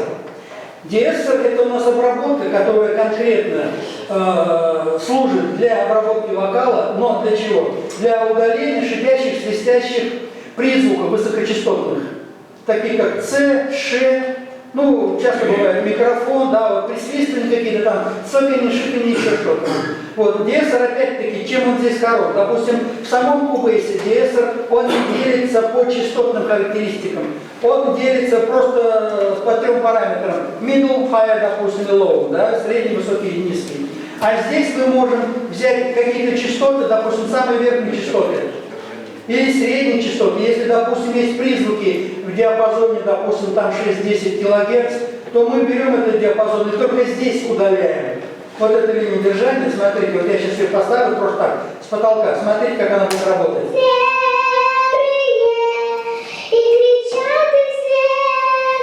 Видно, да, индикатор работает. Вот, здесь, желтым цветом. То есть он будет как раз удалять вот эти все самые-самые свистящие призвуки. Потому что потом, когда вы это все будете сводить, они могут просто-напросто портить всю картину, да? Как желтая нитка на фоне черного костюма, допустим. Ее будет всегда видно. Теперь, что еще здесь есть? Посмотрите. Ну, дилей. Дилей, да? Дилей, я уже говорил, это у нас задержка звука на выходе и подача его с меньшим уровнем громкости. То есть то, что делает звук более сочным. Здесь делает то же самое, он связан с диапазоном частот, что нет в Cubase ни в пятерке, ни в десятке, ни в 11. То есть вы можете, допустим, делая сделать в верхнем регистре, вот я сейчас взял, допустим, да, а можете сделать в серединке. И тогда у вас дилей будет распространяться только на, ну, грубо говоря, вокальное мясо, да, вот, то есть то, что создает именно вот тембр человеческий. в этом очень удобно. Теперь посмотрите, что здесь еще есть. Не показали. Гейт. А? Не продемонстрировали дилей. Ну давайте, я просто тороплюсь, потому что время только Да-да. 4 часа. Вот, значит, ну давайте продемонстрируем. Значит, вот так. Слышно?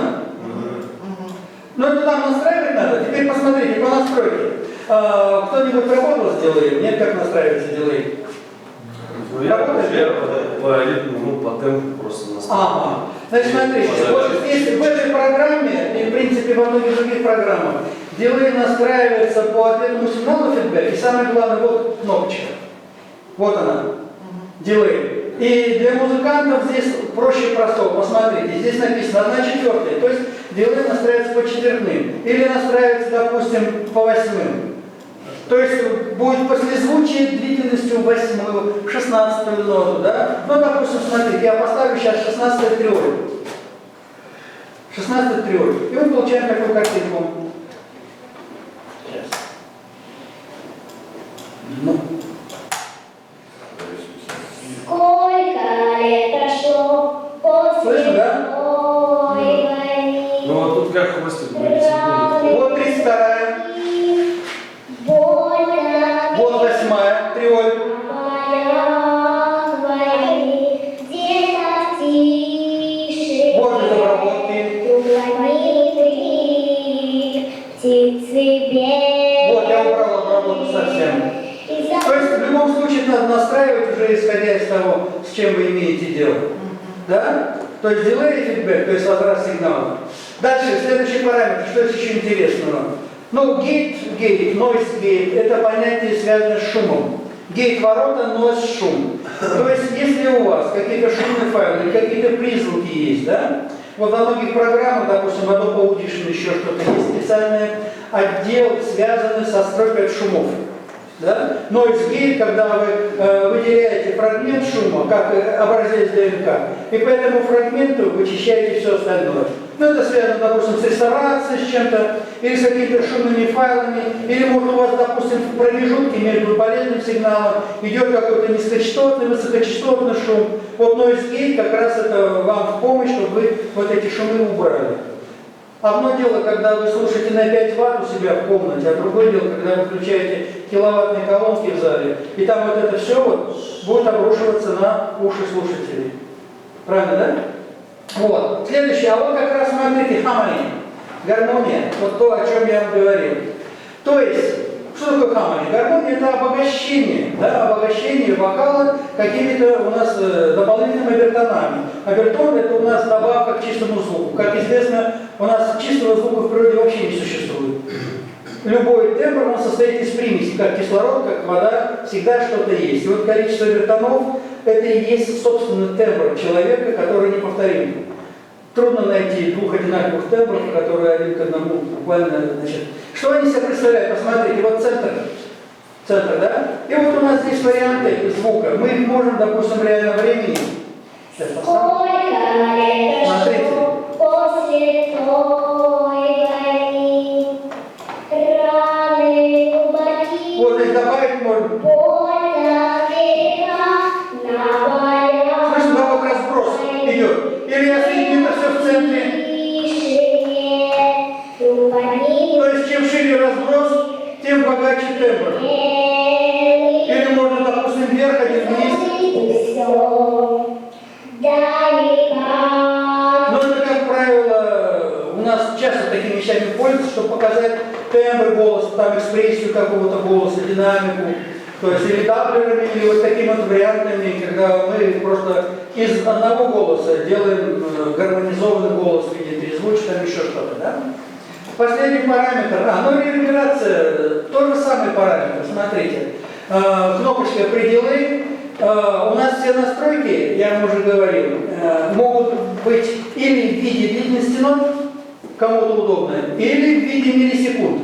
То есть любые обработки, которые вы пользуетесь в работе с аудиосигналом, с аудиоформатом, они всегда основаны на задержке звука на выходе. И вот эта вот задержка у нас всегда в миллисекундах или в длительностях нот. То есть кому удобно миллисекунды, кому что-то более, так сказать, понятное и близкое, низкая, можете просто близко стихнуть, да? Ну, я вам скажу, конечно, что реверберация штука опасная. Почему? Потому что эффект эхо, если у вас делаете большой параметр задержки, то у вас может быть одно окончание фразы накладывается на другое, и получается такая каша. Поэтому будьте очень... А? Что ты сказал? Вот. Поэтому варианты настроек вот здесь, ну, буквально там десятой доли миллисекунды, даже меньше. Ну, допустим, я поставил чуть-чуть, чтобы посмотреть, как он работает. Да?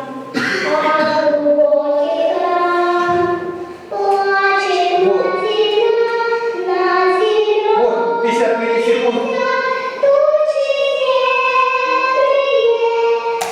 Вот уже эффект пространственного звучания, обрамление акустическое. Вот это все дилей дает.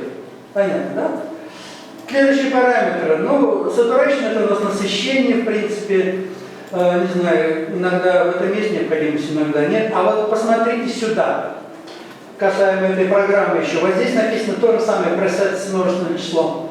Это у нас набор пресетов, которые здесь очень богато имеют. Посмотрите, вот я нажал эти пресеты, здесь что?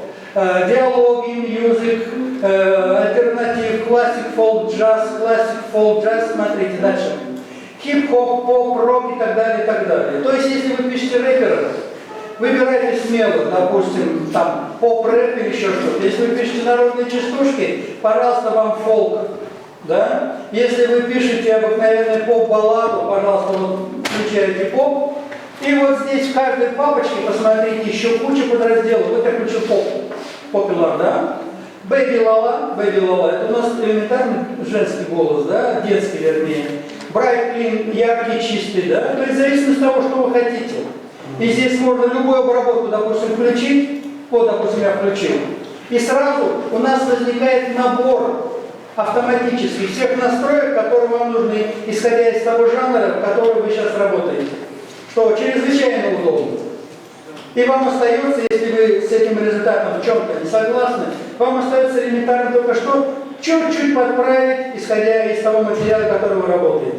Где-то эквалайзер, где-то, допустим, немножко убрать там задержку, где-то, допустим, там компрессию добавить или наоборот убрать, чтобы не пережимало, допустим. То есть этим тут что удобно. То есть получается, вот эта программа, если подвести итог, это у нас получается комбайн, целая фабрика. В одной программе вы получаете все. Не надо бегать ни по Audacity, ни по каким другим программам. Все здесь есть. И потом она русифицирована и устанавливается, в принципе, без проблем. Поэтому, кто будет работать, ну, естественно, здесь можете записать и какие-то сольные инструменты, да, пожалуйста. Все понятно, да, по работе с вокалом? Давайте я вас сейчас немножко познакомлю с другими тенденциями. Так, я все кубой стираю, убираю, он мне пока не нужен. А теперь, смотрите, еще вопрос. Скажите, как часто у вас возникает проблема с фонограммами? На каждом шагу, правда? И я вот сколько в жизни работал с вокалистами, сам вокал преподавал полжизни. Поэтому знаю, что такое хорошая фонограмма, да еще популярная, да еще ни у кого нет, да еще хорошего качества. И тогда вы сразу на коне. Или вы поете, или тот, с кем вы работаете, всегда приглашаем, всегда популярный, всегда и заработок, что там говорите об этом шепотом, да? То есть фонограмма, наличие хорошей фонограммы, наличие современной фонограммы – это большая проблема. И для инструменталистов, и для вокалистов, да, и для фольклористов, для всех людей. И возникает вопрос, как ее сделать? Ну, писать, пожалуйста, если вы сами можете. Заказывать, 5000 и выше, да, одна фонограмма, допустим. Провинция не так. Правильно, дешевле, правильно? Провинция, да. Ну, я по Уфе говорю. Ну, понятно. Да, по Уфе. Здесь 5? Вот. И возникает, значит, смотрите, есть два выхода с этой ситуации. Ну, надеяться на то, что вам кто-то на халяву в интернете выложит хорошего качества. У меня синтезатор танцевальный. Вот, ну ладно, у вас самоиграйка, у вас там Это не блок. самоиграет, зачем? Это профессиональный. Ну, хорошо, а если кто-то не может, или кому-то времени нет? Да. Так вот, есть два выхода, смотрите. Первый выход. Самый банальный, самый любимый вокалист. Удалить вокал из фонограммы. Ну там, Ну да. Да? Кто с этим сталкивался? Задавка. И как успех? Насколько успешно? Да, ну, любое. Качество теряется. Качество теряется. Мяса нету там. У меня музыкальный. Есть там что-то такое. Ага, ну, я сейчас, ладно, я сейчас... Новая программа вышла. Этой доской больше, немножко, чуть-чуть. Да? Да, смотрите. Вот у нас стандартный диапазон частот. 20 Гц, 20 килогерц. Да? Килогерц. По физиологии человеческое ухо у нас воспринимает частоту от 30, максимум до 18 килогерц, остальные мы не слышим. Ниже это у нас инфразвук, выше ультразвук. Да? Причем музыкальные инструменты, все музыкальные инструменты земные, независимо, курай, барабан, бас, гитара, баян, неважно, у нас располагается вот в этом диапазоне. Из того, что мы слышим. Правильно, да? А человеческий голос, допустим, разговорный человеческий голос женский, 400-500 Гц. Ну, допустим, певческий другой. Но он все равно располагается всегда вот здесь. Мужской, и вот здесь немножко женский. Понятно, да? И вот когда мы с вами говорим А о мы тоже технологии... хотим видеть. А? Мы тоже видеть хотим. Ага. Так, ну если это так, наверное, вы не Нет, видите. нет, ну вы хотя бы не загораживайте. Это я специально, нет, я пока рисую. Вот. Поэтому, значит, специфика удаления вокала, она в чем заключается? Она заключается в удалении вот этой середины. Удаление этой середины. И в результате, если, допустим, вы удаляете середину, у вас останется вот этот диапазон инструментальный и вот этот диапазон инструментальный. И когда вы говорите об удалении вокала, и потом жалуетесь, что там остается только бум-бум и цик-цик наверху, да? А под чего петь-то? А где у нас гармония? А где у нас аранжировка? А где у нас инструментальная начинка, да? Вот это мясо, на которое опирается вокал, эмоции, гармония, ритм и так далее. Они все удаляются. Вот еще. Вот. Так вот, посмотрите. Существует очень много программ по удалению вокала. Очень много. Я вам сегодня одну продемонстрирую и продемонстрирую два варианта удаления вокала. Так вот, качество вот этого удаления, то есть с каким... Выключите звук. Сейчас я выключу. Забыл, честно говоря. Вот. Так вот, качество зависит от того, насколько эта фонограмма обработана и пережата. Вот у меня есть одна маленькая байка для студентов. Когда я студентам объясняю, что такое MP3 формат, и что такое WAV формат или аудио-CD, я им рассказываю одну маленькую историю. Июнь месяц, бабушка сидит на базаре, торгует клубникой. У них у всех какие-то стаканчики, которые нигде не найдешь. И там 3 ягодки. Красивые, хорошие. Но там 3 ягодки. 50 рублей. Идет мимо студентка, слюной сходит, хочется покушать, денег нет. Она говорит: бабушка, а что так мало? 3 ягодки в стакане за 50 рублей, это очень дорого. А бабушка сердобольная оказалась, внучку свою вспомнила. И взяла в этот стакан, еще 3 ягодки набила. Вместо 3 стало 6 и подает. А студентка говорит: нет, они же теперь мятые, как есть-то. Но теперь из этого мятого уже обратно цельную Викторию, там, клубничку не сделаешь, правильно? Так вот, MP3 формат – это как раз мятая клубника. То есть для жадных, когда всего много, пускай плохого качества, но всего много. А вот целая клубника – это как раз у нас аудиоформат Dolby Digital, ну и самая вершина на сегодняшний день Blu-ray аудио, когда один трек может занимать объем 150-200 мегабайт, одна песня только. А MP3 3,5-4 мегабайта, допустим. Так вот, почему я немножко экскурс сделал вот это? Качество вашего удаления вокала зависит от того, насколько пережата эта песня. Чем больше обработок, чем больше пережатости, чем она много раз прессована, конвертирована, тогда результат будет минимальный. У вас вырежется вот практически все и останется только в низких частотах бум-бум, а в верхних частотах цик-цик. Понятно, да? Да. И вот я вам сейчас покажу одну программу, она не редкая. Но она чем не нравится, что есть одна функция, которая вам всем понравится. Она русифицирована, она легко устанавливается, и там есть вот именно то, что вам будет очень нужно. Итак, это у нас аудиоредактор под названием Audacity. Никто с ним не работал? Нет, да? Audacity. Она русифицирована. Что здесь есть? Посмотрите. Здесь у нас индикаторы громкость, там запись на микрофон и уровень записи. То есть вы можете сюда подключить прямо к низкоугрозовому микрофону и на эту программу писать вместо Cubase.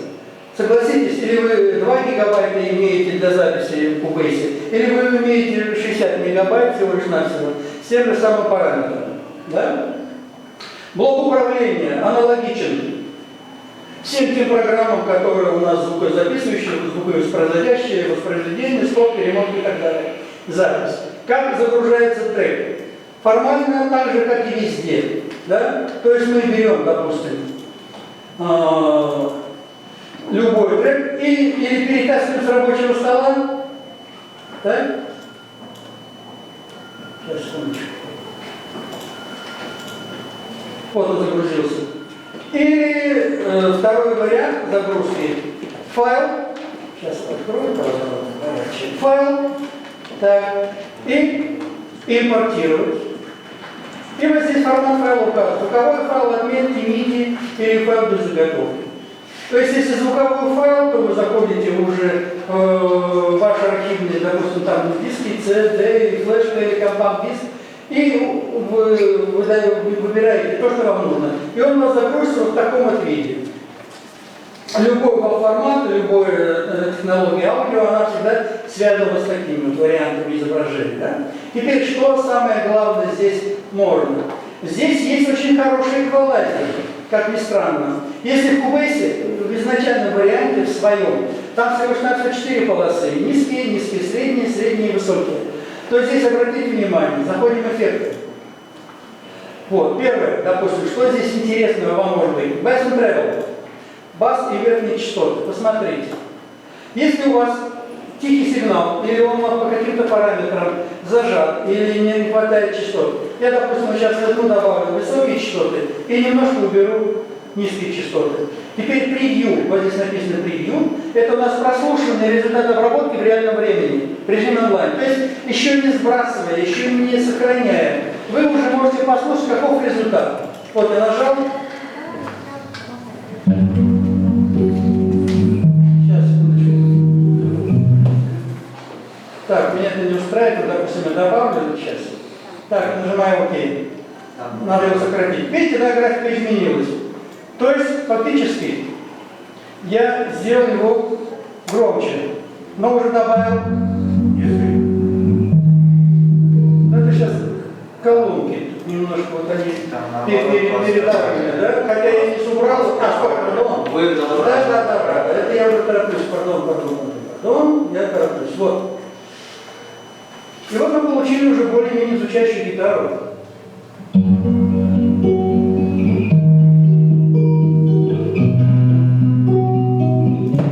Любой вариант, который нас здесь устраивает, то есть мы сейчас просто, грубо говоря, грубо добавили громкости на низкие или убавили, и то же самое наверх. Теперь обратите внимание, что здесь интересного еще. Эквалайзер, вот хочу особо отметить. Эквалайзер, смотрите, где у нас 4 фиксированные частоты, это у нас в Cubase, а здесь посмотрите, я ставлю точки, их может быть десяток, сотни и все остальное. И любую частоту, исходя из количества точек, я, допустим, возьму, сейчас срежу вообще низкие частоты, вот так вот, почти вертикально, это для эквалайзера очень полезно. И добавлю вот таким вот образом, да, нажимаю ОК. Что мы получили?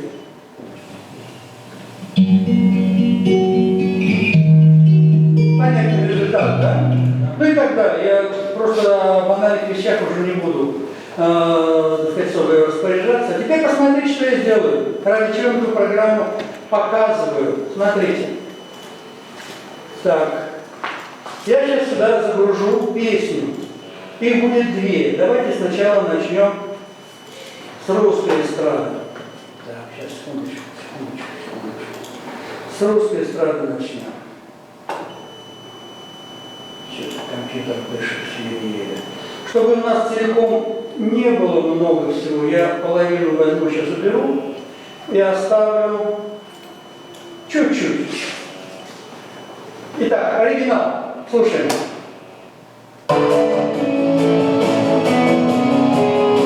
Тебя я простила, и слезы высохли, оставив след судьбе. Все то, что постыло, уносит твой века. И я иду к тебе, пусть люди меня называют безумной. Я знаю, что счастье любить безрассудно. Ну, примерно, да? Фонограмма явно пережата в MP3 формате, очень много обработок. Да, сразу чувствуется. А теперь посмотрите, ради чего эту программу я вам просто настоятельно рекомендую. Заходим в эффекты. И внизу, вот здесь вот, вокал reduction and isolation, то есть редакция и изоляция вокала. Кликаем. И опять здесь пресеты. Вот они. Ну давайте начнем прямо с первого. Remove вокал, то есть удаление вокала. Да? Кликаем ОК. Ага. Сейчас, секундочку. Все, вот мы что получили. Уже по графике видно, там что-то осталось от фонограммы или нет. А давайте послушаем.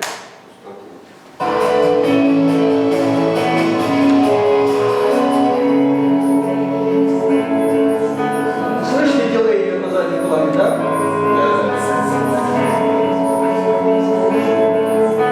Вот это вот пережатый MP3 формат. Вот. Но тем не менее, что-то есть, да? Пускай, если вы, допустим, поете в унисон, а не в терцию или еще что-то, тем более, если тембрально вокалист похож, допустим, да, второй сопрано примерно, да, то уже что-то можно. Если на без рыбы, рак рыбы, уже что-то можно, правильно, да? Вот. Теперь посмотрите, я, чтобы убрать этот результат, если он меня не устраивает, заходим в правка и отменить. Или другой способ, Ctrl плюс Z, про который я вначале говорил. Все, у меня все остановилось. Теперь посмотрим еще функции из этой области. Смотрите. Редакция и изоляция. Смотрите, следующий параметр. Изолировать вокал, то есть изолировать вокал.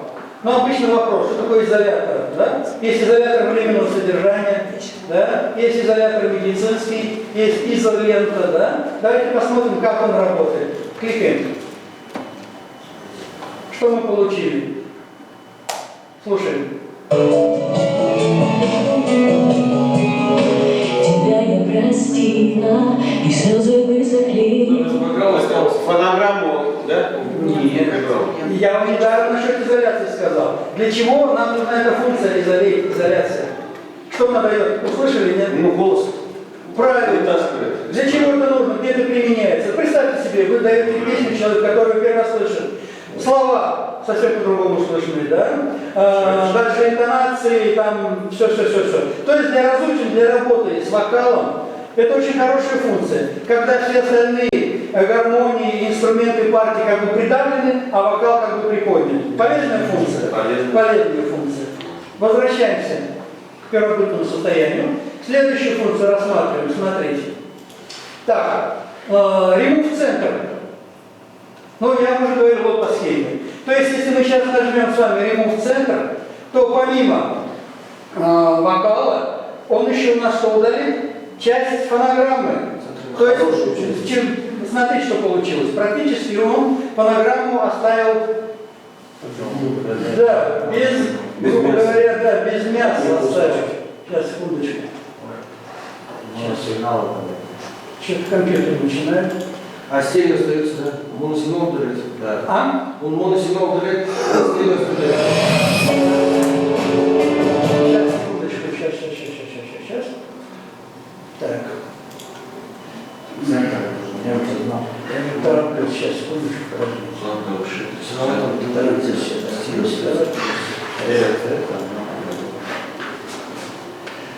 И, знаете, технология какая? Я вот обычно так всегда делаю, и студентам всегда рекомендую. Вот есть, я уже говорил, программа по удалению вокала их много. Есть Yobin Remove вокал, есть SoundForge, там подраздел, который тоже является удалением вокала, допустим, да? Сейчас я... Водопол тоже. Да, водопол Удишин есть. Но я скажу так, сколько я не пробовал водопол Удишин, меня результат ни разу не удовлетворил. Ни разу. Потому что и пятерка, вернее, 1.5 версия, она из первых, а не 4, и шестерка там уже результат и не оставляет никакого положительного. Да, водопол Удишин. Водопол Удишин дороже для других вещей. Но для И слезы высохли, оставив след судьбе. Там экстракт есть. Да, сейчас, секундочку, я разберусь. Сам форж, да, экстрактор родной есть. Вот, теперь посмотрите, еще вариант. Сейчас. Обычно, знаете, как делают? Вот, допустим, у вас есть в арсенале на компьютере 3-4 программы. Я взял, допустим, в одном варианте удалил вокал, сохранил. В другом варианте удалил, сохранил. Потом это загружаю в Cubase все подряд треки. Да, допустим, 5 треков, 5 вариантов удаления вокала. И даже по графике уже видно, где, грубо говоря, больше мяса и меньше вокала.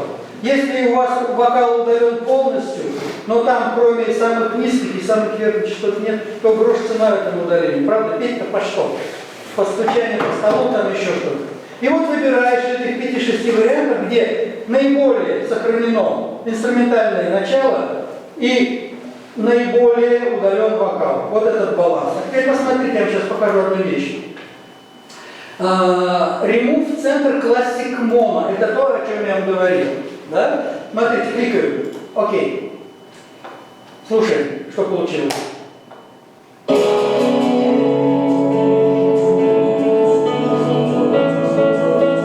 Слышно рояль уже, да?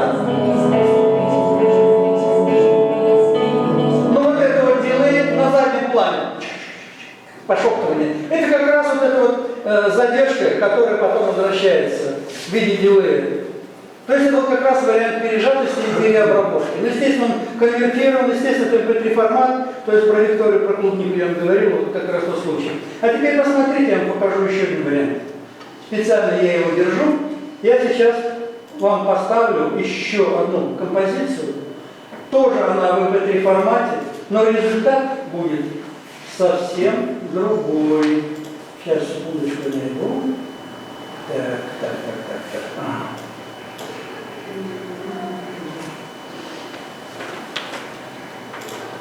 Так. Так. Это у нас из альбома 2008 года. Альбом занял премию Грэмми. Группа Coldplay. Если кто-то, может быть, знает, один из замечательных альбомов из области пост-панка. Да? Послушайте, как он звучит. И обратите внимание, какое место в фонограмме занимает вокал. Слышно его, не слышно. Что, хотя он англоязычный этот трек, но тем не менее, послушайте.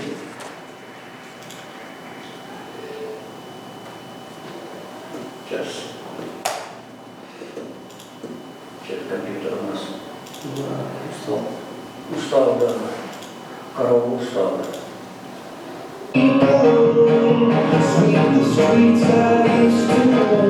Слушайте, какая насыщенная фонограмма.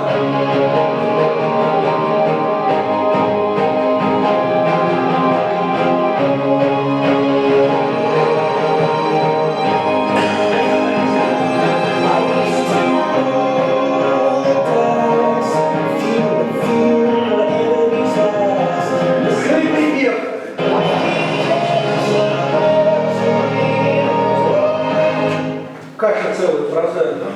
Вот. Но тем не менее, посмотрите, я немножко срежу чуть-чуть, чтобы вас не утруждать лишним звучанием. А теперь посмотрите, заходим в эффекты, и я ремонт центр вокал, допустим, моно. Обратите внимание, я удалил вокал. Что осталось?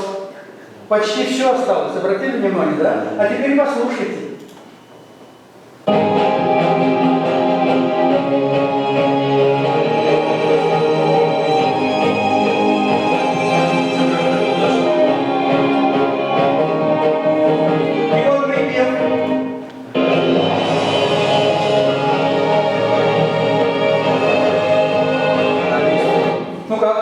на месте. Ну как так получилось? А вот так вот. Вот вам степень сжатия и обработки. Там ударных инструментов. Вот, степень сжатия и обработки. Но все равно основа-то осталась. Основа осталась, практически вся основа осталась. Даже по графике видно, что практически все осталось, а вокала-то нет.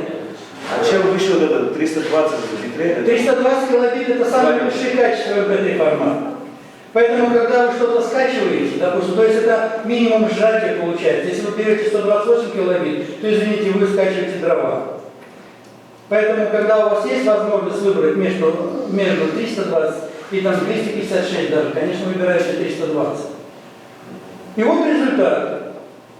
Ну и делай, наверное, тоже нет, потому что... Нет, там все есть. Но это степень обработки и степень сжатия совсем другая. То есть, кто, допустим, верит в чудеса, я сейчас так студентов подкалывал, специально, допустим, они верят в чудеса, молодые, да, у них все впереди. Вот. И они думают, что можно чудесным образом, ничего не делая, на кнопочку нажать, и все чудесным образом получится, и вы все будете иметь. Вот. Я им часто подсовывал такие пережатки в фонограмме, бедненькие там мучаются, и ничего не получается. То есть вывод какой? Если вы думаете, что вот так вот по щелчку раз, и у вас все получилось, то смотрите сначала, что у вас есть. Допустим, есть такая программа, называется Yogin Remove Vocal. Yogin Remove Vocal. Я не стал все это закачивать сюда, потому что не знаю, сколько у меня времени будет и как это все пойдет. Но, допустим, там варианты тоже есть. Она с кем-то работает хорошо, а с кем-то нет. Вот, допустим, у меня был такой случай, когда она работала только каких-то там, допустим, 60 секунд, а потом она опять возвращалась. Но программа не лицензирована, то есть то, что достали, тем работает. И приходилось даже делать так. Берем фрагмент, удалили вокал, потом фрагмент второй, удалили вокал, а потом из этих фрагментов склеиваем целый мастер-трек. Тем более, что вот то, что она удаляет качественно. Вот. Поэтому, значит, или в Adobe Audition, или вот в этой Audacity. Вариантов много, и еще куча других программ, когда вы можете это все позволить. Но, опять-таки, смотрите даже по графике. Вот графика, видите, какая богатая, а вокала нет. То есть все осталось на месте, и уже под это можно петь, и это уже можно использовать, и все остальное. Понятно, да? То есть программа как это обрабатывает определенным вырезанием определенных частот? Именно частот. Именно частот, да. Именно там нужный момент, нужный месте. Да. Но я говорю еще раз, успех зависит от степени сжатия.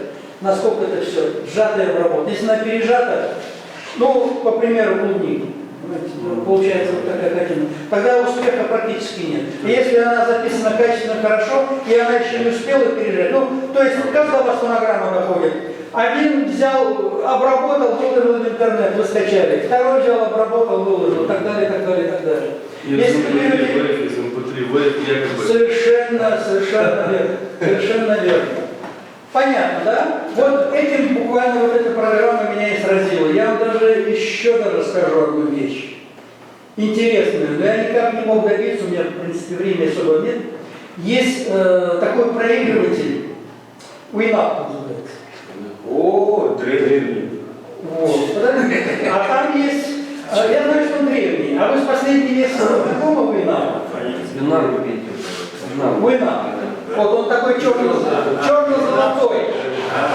И вот в последних версиях Winamp есть функция удаления вокала, причем очень хорошо он делает это. Забыли. Как это ни странно. В Winamp, да, есть функция специальная, но вот в последней версии. Это не древний, который там 20 лет, там 15 лет, еще что-то. Я сам удивился. Как-то я его установил, мне надо было просто рекордеры со студентами посмотреть, и вот я случайно наткнулся. Причем он это удаляет очень хорошо, качественно. Но вопрос в том, как это все сохранить. Только в онлайн-режиме. Только в онлайн. Или, допустим, да, перезапись там с микрофоном, но это уже опять зависит от того, какой микрофон, какая акустическая у вас обстановка и так далее, и так далее. А любой микрофон это уже в любом случае какой-то фон или среднечастотный, низкочастотный, поэтому... Через микс. Да. То есть там очень такая, понимаете, технология заумная. Ну уж если на то пошло, хотя бы послушать или еще что-то. Да? Ну ладно, с этим мы с вами разобрались. Теперь давайте посмотрим, что тут еще интересного для вас должно быть. Посмотрите. Так, ремув-центр классик моно, ну, допустим, изоляция центра, ремув-центр, это примерно то же самое. То есть мы говорим сами, по частотному диапазону у нас всегда вокал находится в центре частотного диапазона. Всегда. Поэтому, когда у нас есть функция ремув-центр, удаление центра, то это одно и есть. То есть мы удаляем центральный вокал, центральный диапазон частот, где и располагается у нас вокал записан. Именно по тембральному соотношению. То есть какие частоты у нас у человеческого голоса. Понятно с этой программой, да? Да. Теперь, как это все сохранить? Вот, допустим, мы загрузили, зашли в эффекты, обработали, у вас вокал удалился, вы рады. Теперь это надо сохранить. Заходим в файл. Дальше. И сохранить. Смотрите. Сохранить проект как? И сохранить сжатую копию. То есть есть разница. Если вы сохраните просто проект, у вас сохранится вот этот проект. Если вы хотите сохранить начинку, то есть в виде вот этого трека, то сохранить под каким-то именем. Не путайте. Иначе бывает такое, что вы сохраняете проект, а потом удивляетесь, откуда, куда, что делать, и где то, что я делаю. Понятно, да? Вот. Ну, давайте с этой программой мы расстанемся, потому что я вам сейчас более интересные вещи сейчас покажу. Итак, вот мы с вами начали тему, где взять фонограмму, которую надо срочно, времени нет, или денег нет, или еще что-нибудь. Я вас сегодня познакомлю с одной чудесной программой, я ее знаю уже 100 лет, вот, но тем не менее она вам может помочь во многих случаях. Никогда не слышали такое понятие, как виртуальный автоаранжировщик? Нет. Никто не слышал? Нет. Хорошо. Тогда я вас знакомлю с программой. Виртуальный автоаранжировщик, обладатель многих гран-при на конкурсах всевозможных музыкального софта, который называется Band in the Box. Band in the Box — это у нас оркестр в коробке. Оркестр в коробке. Что он из себя представляет? Вот, никто не знаком, да, с этой программой? Ну, тем более вам будет интересно. Значит, смотрите. Само понятие виртуальный, то есть он находится внутри компьютера. Авто, то есть он делает все в автоматическом режиме. А аранжировщик, он делает за вас ту работу, всю творческую работу, которую Band in a Box. Band in a Box. В чем суть? Обратите внимание. Значит, вот эта программа у нас русифицированная, она в интернете есть уже и более поздние версии, просто вот это вот более-менее такая простая и устанавливается хорошо, потому что на десятки очень плохо устанавливается. Смотрите, допустим, как в геометрии дано, у вас есть мелодия песни, и сверху написано просто гармония. D7, там, А3 и так далее, и так далее, и так далее. И вот вы вводите вот в это вот поле, в каждый такт, те гармонии, которые у вас есть, или которые вы услышали, или которые у вас в нотах. Выделяете количество тактов, устанавливаете тональность, устанавливаете темп и выбираете стиль. Каждому стилю соответствует свой инструментальный набор. При каждом новом повторении, сейчас я все буду подробно объяснять, я просто как вводное слово, да? При каждом новом повторении аранжировка обогащается новым инструментом, новым приемом игры, новым ритмическим. То есть, если, допустим, сделаете там 10 повторений, а потом это все загрузите в Cubase, и там с помощью ножниц выберите, допустим, припев с одного варианта, куплет с другого варианта, или вступление возьмете, допустим, с последнего варианта и поставите его в центр, да, то у вас получается за полчаса готовая фонограмма. Интересно? Давайте я покажу. Первое, значит, смотрите. Ну, первое поле, вот оно, первое поле. Тут написано композиция без названия. Долго мудрить не буду, пускай у нас будет вот такое название, да? Теперь здесь посмотрите, здесь у нас тональность. Кликаем. И выбираем тональность. Ре минор, ля минор и так далее. Там, без транспонирования минорной тональности, мажорной тональности, диеза, бемоль и так далее, и так далее. Ну, пускай это будет, допустим, там, ну, фа мажор, допустим. Вот у нас появилась тональность. F, фа мажор. Следующий параметр. Темп. 65 ударов в минуту. Делаем 70, 190, как вам угодно. Пускай будет, допустим, там 120 ударов в минуту по умолчанию. Выставили темп. Теперь следующее. Начало с первого такта, конец 32-го. И хорусы, то есть количество повторений, да, куплет-припев. Ну, пускай у нас будет, допустим, там 16, вот я кликну по 32. И вместо этого набираем, так, я все не могу к этому ноутбуку привыкнуть, пускай будет 16, то есть квадратная структура. 16. С 1 по 16, да? И у нас количество хоров, то есть повторить, пускай будет 3. Вот мы сами набрали название, тональность, темп, начало с 1 по 16 такт. И обратите внимание, на рабочем столе у нас сразу отсчиталось 16 тактов, и знак повторения репризы написано 3 умноженное. Но здесь вот не видно, к сожалению, на экране. Написано 3 умноженное, то есть 3 по 16, то есть всего получается 48. Да? Теперь, и сразу на первом плане вот у нас написано F, фа мажор, тональность фа мажор. Как мы назначаем гармонию? Обратите внимание вот на этот значок. Написано модуль построения аккорда, молоток и трезвучие. Мы можем по нему кликнуть, и у нас появилась панель с теми гармониями, которые нам доступны. Или второй вариант, мы наводим мышку на пустое поле, клик правой кнопкой, и то же самое модуль построения аккорда, или Ctrl-Shift плюс B. Удобно так, делайте так, удобно так, делайте так. Все, вот мы этот модуль вывели с вами на рабочий стол нашего проекта. Ну, пускай будет первый тональность, фа мажор. Теперь посмотрите, в каждом такте у нас возможность сделать 2 гармонии. Ну, допустим, если у нас размер 4 четверти, на первые 2 четверти у нас, допустим, фа мажор, на второй размер я ставлю, допустим, ну, пускай будет до мажор, да, вот до. И здесь у нас функции major, минор, да, септаккорд, пускай будет до минор. Следующий такт, ну, допустим, ми, пускай будет мажор. Вторая половина такта, пускай будет си, да, септаккорд. Следующий, допустим, фа мажор, мажор, да. Потом пускай будет у нас ре минор, м, ну и так далее. То есть я набираю таким образом гармонию, исходя из того, что у вас есть в нотах. Это очень просто. Или вы сами эту гармонию пишете, если у вас нет адаптированных нот к этому, или просто берете готовые песенники, там еще что-то, если есть гармония, или гитара, бывает гитарная партия и сверху гармония. То есть такие ноты есть. Да?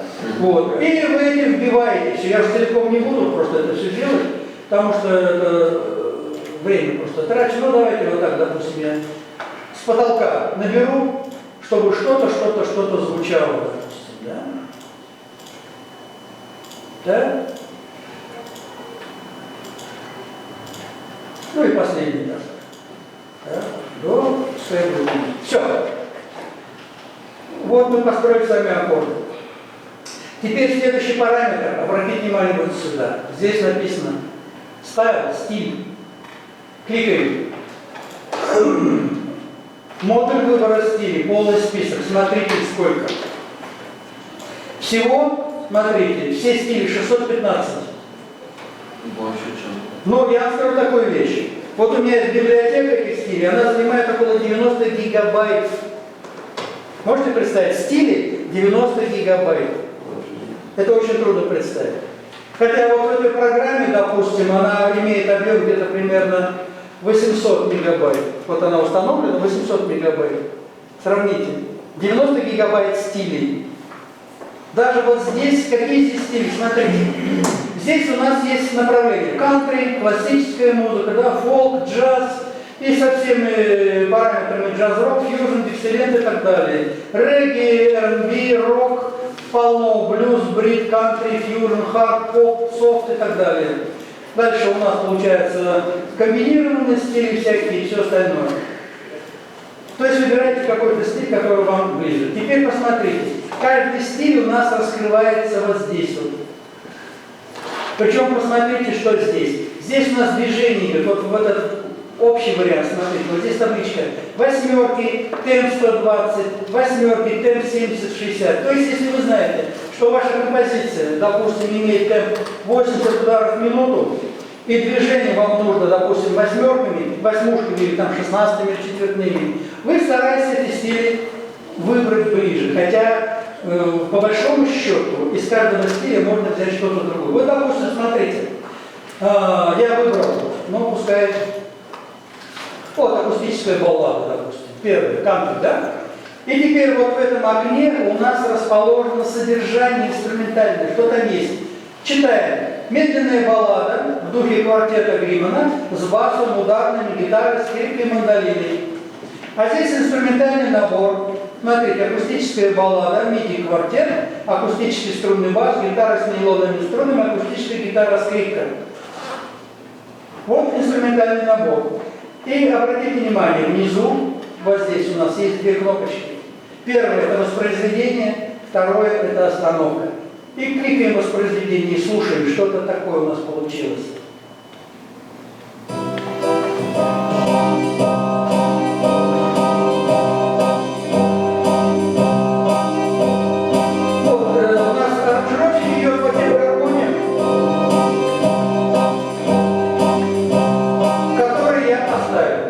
Естественно, я их снял с потолка, не имитирую там лесу родилась елочка, еще что-то. Да? Если вас это не устраивает, переходим к другому стилю. Ну, допустим, давайте очень конкретный, более. Пускай будет рок, поп-рок, real стиль, 15 деталей, 15 стилей вот написано. И вот обратите внимание, в некоторых стилях у нас дана только ритм-секция.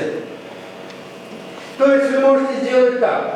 Ритм, трек. Можете от одного стиля, партию фортепиано от другого стиля, партию гитары от третьего стиля. Смешиваем. Так точно. И потом это все заводите в Cubase и потом монтируете.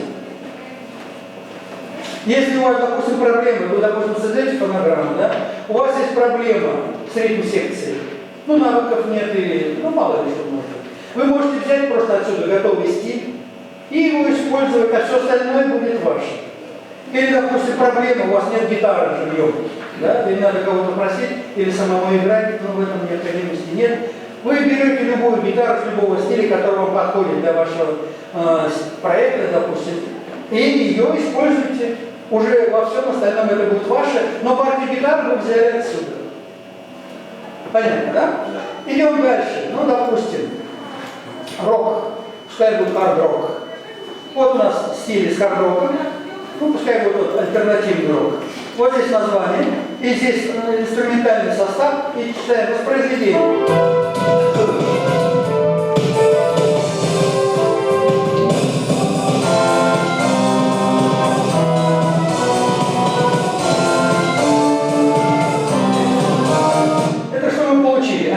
Посмотрите вот сюда. Это у нас микшерный пульт. И в чем прелесть вот этого микшерного пульта? Смотрите, здесь есть те же самые фейдера. Вот если мы хотим отсюда взять просто партию баса, я нажимаю букву S. S это у нас солирующий трек. Вот. И все остальное у меня автоматически загорается буква M. То есть замутировано, заглушено. И я открываю первый такт и нажимаю воспроизведение. И у меня сейчас будет звучать только партия баса. Слушайте. Это настройка на темп.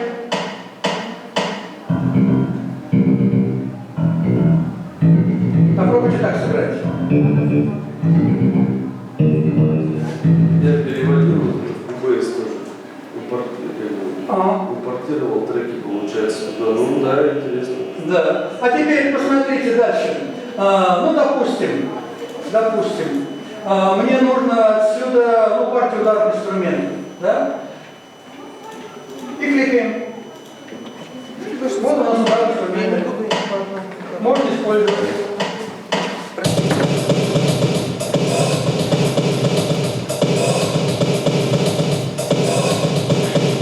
Итак, по любому стилю. Да? Теперь, то самое интересное. Я вот вначале говорил, что у нас Cubase работает на двух уровнях. Почему я с Cubase начал? И когда вы сегодня объявили, что я буду говорить о Cubase, это немножко не точно. Cubase это у нас базовая платформа, как отчий дом. Куда бы вы ни уехали, все равно у вас отчий дом иногда тянет, и вы туда приезжаете. Так вот, Cubase это у нас платформа, в которой вы можете себя чувствовать как рыба в воде. А теперь представьте себе, что мы с вами вот эту партию ударных инструментов сохранили. Смотрите, она вас устраивает. Обратите внимание вот сюда. Здесь на сохранение написано. Видно, да? Вот наверху. Здесь на сохранить как, то есть по каким-то конкретным именем. И обратите внимание вот сюда. Сохраните в MIDI формате. Что значит в MIDI формате? Это значит, что если вы сохраните вот эту ритм-секцию в MIDI формате и откроете, это все делается элементарно, в Cubase, Секвенция. как точно? Так вы можете оттуда взять любой другой инструмент, поменять характер инструмента, взять рок-инструменты, поменять на электронные, на электрические ударные инструменты, оркестровые инструменты, акустические и так далее, и так далее. Это первое преимущество. То есть доделать уже готовые, переделать это легче, чем начинать с нуля. Правда, да? Потом, вы можете изменить какие-то ритмы, допустим, вас какие-то доли не устраивают, ну, допустим, вам нужен интенсивный хэт, и так далее, да? И они у вас здесь утоплены, вы можете в Cubase открыть, эти хэты поднять или наоборот убрать, или поменять ритм, или поменять ритмический рисунок в бочке, не просто так, а взять и убрать, допустим, третью долю. Или все остальное, пунктированное, то есть там возможности просто фантастика. Итак, с любым инструментом, допустим, здесь записано акустический рояль, возьмите, поменяйте на орган. Или скрипка, возьмите туда, добавьте гитару с дисторшеном. И у вас ваша фонограмма вместо классического, там, допустим, кантри рок-н-ролла будет уже совсем по-другому. И так до бесконечности. Еще раз скажите, как называется программа. Band in a box. Давайте напишу. Чтобы вы правильно записали. Оркестр в коробке.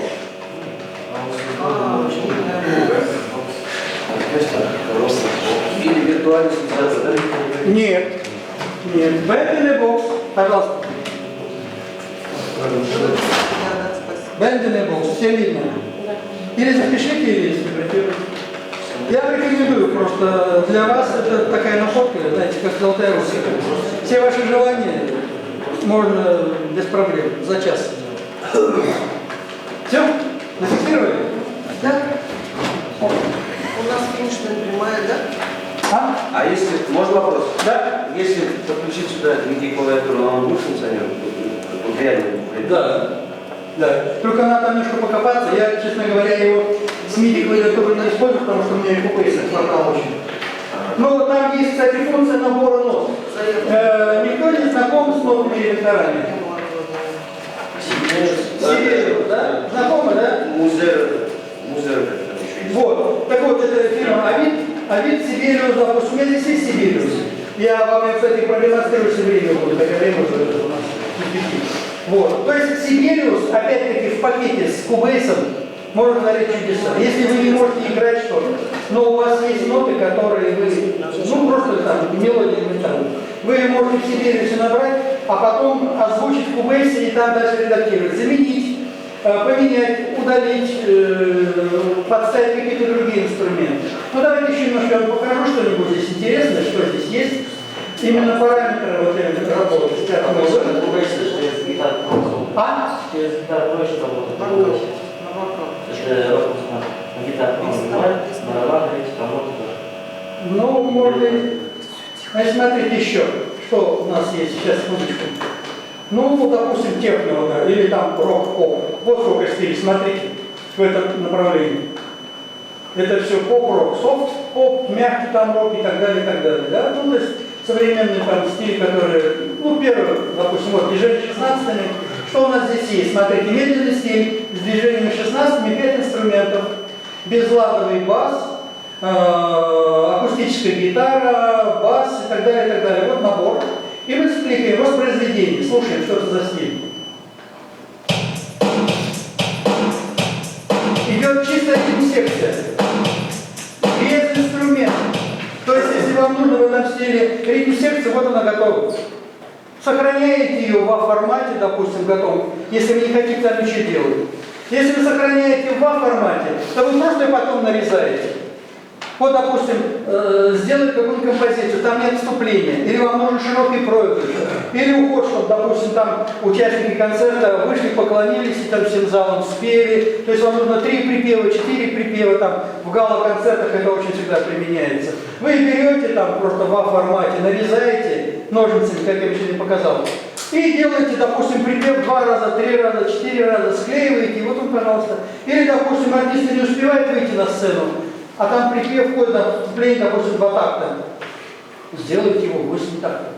То есть берете любой фрагмент из этого трека, отрезаете и вставляете в начало, склеиваете. Главное, чтобы там чередование сильных и слабых долей не нарушалось, иначе это сразу бросается в глаза. Понятно, да? Так вот, да. Сбивка здесь есть? Режим. Режим сбивки. Ну, в некоторых стилях есть, знаете, где сбивка всегда традиционно? В конце, допустим, вот этого повторения, допустим, 16 плюс 16. То есть в 15 такте всегда есть сбивка, отделение от одного предмета в другой, чтобы можно было есть. Ну, для этого я просто время экономлю. Можно было сейчас поставить 8 тактов и послушать раз 4, 5 или 6 раз. Но я просто экономлю ваше время, потому что это еще не все, что я хотел сказать. Вот, допустим, пожалуйста, или другой вариант. Я просто угас. Ставлю вам сейчас. Пожалуйста, другой ритм. Или вот, допустим, так. Ну, пускай вот так вот, допустим.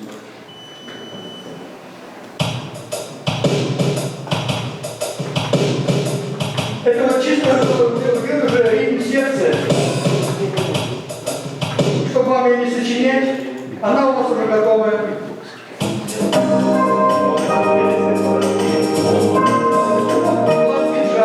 То есть на букваре, который написал, пожалуйста.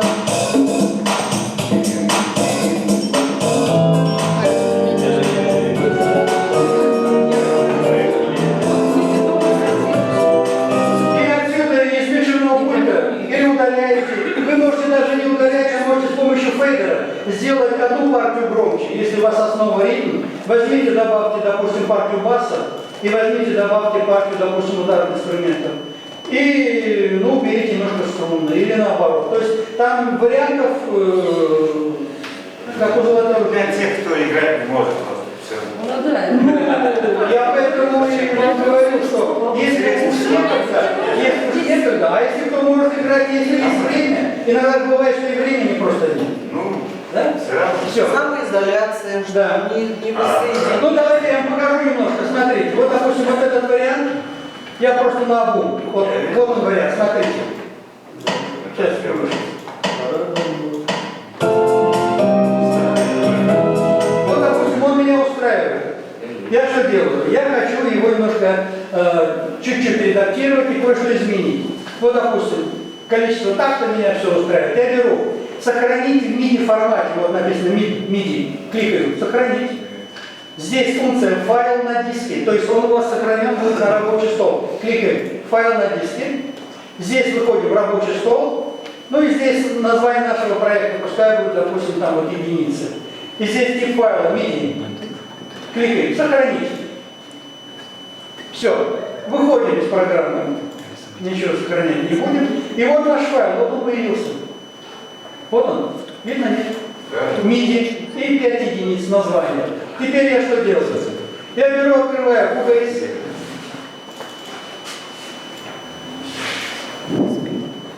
Это следующее ваше действие, если вы сохранили в MIDI формате. Так, empty пустой одинарно свободный. И теперь посмотрите. Я беру этот файл, просто перетаскиваю как карту сюда. Видите, вместе со стрелочкой плюсик появился. И он сам под себя создает трек. Вот он появился.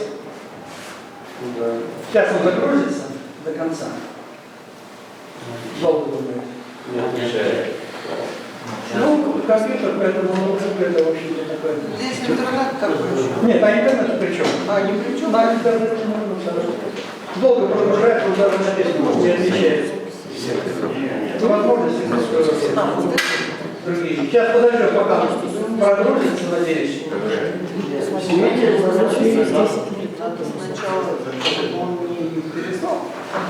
Ну, то есть, обратите внимание, вот здесь вот у нас, да? Здесь, как правило, есть настройка на темп, а вот здесь содержание уже этого трека. Здесь содержание. Но здесь получается, у нас он даже эти треки подписывает, вот написано бас. То есть он сейчас прописал просто бас. Вот он, все загружает. Видно, да? Он сейчас пошел.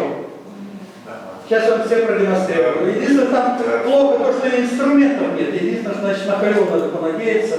Вот, выключаем там халёв. Можно изменить, инструменты поменялись. И вот все треки, которые мы там создали, вот они в Cubase есть. Да. Теперь обратите А там внимание. меняешь и все. Смотрите, я вот сейчас выделяю вот это все треки. Их у нас тут 5 штук. Они все красные. Так? И я теперь по ним кликаю. И мы получили отпечатки этих звуков, которые есть. Здесь у нас велосипед, это сила удара пальца по клавиатуре, да? Здесь у нас аккомпанирующая группа, вот это все. Видно? То есть любой звук, который мне здесь интересен или не интересен, я могу отдельно взять, удалить, продлить, сократить, зарезать, срезать и так далее, и так далее. А теперь обратите внимание, еще одну фишку я вам покажу. Смотрите, заходим, партитура, так, сейчас выделим, секундочку. Так, MIDI, открыть редактор партитур. И вот то, что у нас было, вот у нас в нотах. И эти ноты мы можем с вами также отредактировать. Обратите внимание, вот здесь вот у нас длительности нот. Вот они наверху. Да? Я беру, допустим, вот ноту, допустим, половину ноту, вот, конечно, там плохо видно, и возьму и нарисую вот здесь. Вот она. Я ее нарисовал. Видно? Или могу любую ноту взять и стереть. Ну, допустим, вот этот вариант. Вот эта нота, видите, я ее выделил, она у меня красная. Нажимаю delete, ее не будет. То есть я могу поменять гармонию, могу поменять горизонтальную мелодию, могу поменять фактуру. И теперь как это все звучит? Можно вопрос? Если скачанное произведение, ну, минусовка или что-то вот так вот по этой программе ввести. Хороший вопрос. Я вам скажу такую вещь. На заре, когда я только занялся вот этими компьютерными технологиями, у меня был синтезатор, он у меня до сих пор дома стоит. Очень дорогущий по цене автомобиля. Какой, Ямаха? Нет, Ямаха это дрова. Вот. Нет. То есть смотрите, и в этом синтезаторе, ну это было 100 лет назад, послушайте, и в этом синтезаторе была функция, когда можно было, допустим, скачать с интернета, закачать на флоппи диск, и там можно было убрать или поставить инструмент. General Music, фирма General Music, и вот она раскладывала как раз. То есть, допустим, если мне нужно партию вокала, я просто оттуда мог взять и убрать. И стоил он целый автомобиль. Что за синтезатор? General это так, Roland восьмерка. В итоге Roland восьмерка, сейчас скажу, сейчас Workstation 8, восьмерка. Сейчас не знаю, Workstation. То есть сюда вставляете, допустим, вы раскладываете, и любой инструмент, какой вам надо, вы просто убираете. Мечта всех аранжировщиков, когда вам нужна фонограмма, взяли вокал, убрали и все. В итоге, Валентин Владимирович, можно будет партитуру-то все-таки нотировать, получить? Конечно, смотрите. Вот покажите нам, конечно, я покажу. Вот смотрите, вот все, что мы с вами увидели, да? А теперь, вот это звучит таким вот образом. Я сейчас ставлю воспроизведение. Слушайте. Я понимаю, о чем. Теперь смотрите дальше. Заходим, партитура. Так? Сейчас, секундочку, выделим. Произведение, скачанное из интернета, если мы заходим в эту программу, да, можем получить. Можно ноты. Я вам скажу такую вещь. Если вы скачиваете, вот когда вы скачиваете, вправо есть написано WAV, MIDI. Вот если у вас получается MIDI формат, то есть вы нашли, допустим, фонограмму, и написано в скобках 4 английские буквы MIDI, тогда вы сюда можете загрузить, и они у вас эти ноты появятся. И тогда, то есть это элементарный, самый короткий путь для создания фонограммы. То есть вы оттуда убираете вокальную партию, просто вырезаете, грубо говоря, физически какой-нибудь трек, ну, допустим, вот этот вот. И все. Вот в нотах, смотрите, видно, да? А теперь посмотрите, что я сделаю. Я вот их выделил все, да? И открыть. Так, сейчас, секундочку. Я уже... Партитуру? Да. Сейчас. То есть вот это все может превратиться в редактор партитуры. Вот. Вот это да, я понимаю. Вот уже все, что там написано. Пожалуйста, меняйте, изменяйте, добавляйте, редактируйте, вырезайте и так далее. А если формат, например, WAV, то нет, да? Уже нет. Только MIDI. Ну, вы понимаете, формат WAV это уже сжатый формат, он как бы спрессован. Но в таком случае у нас есть, допустим, некоторые варианты они работают здесь. Мы можем смотреть, что сделать. Допустим, вот я включаю воспроизведение. Да? А теперь посмотрите, мне нужна партия гитары. Я выделил гитару, вот написано гитара. Вот я вот трек выделил. И у меня звучит отдельно партия гитары. Слушайте.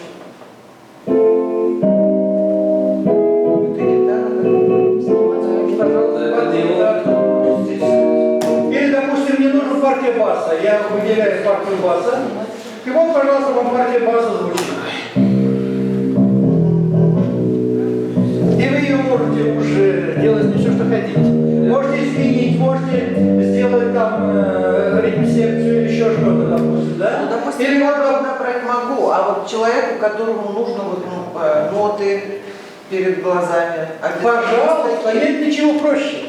Смотрите, я выделяю вот это все, да? Так, сейчас, секунду. Про этот трек мы поняли.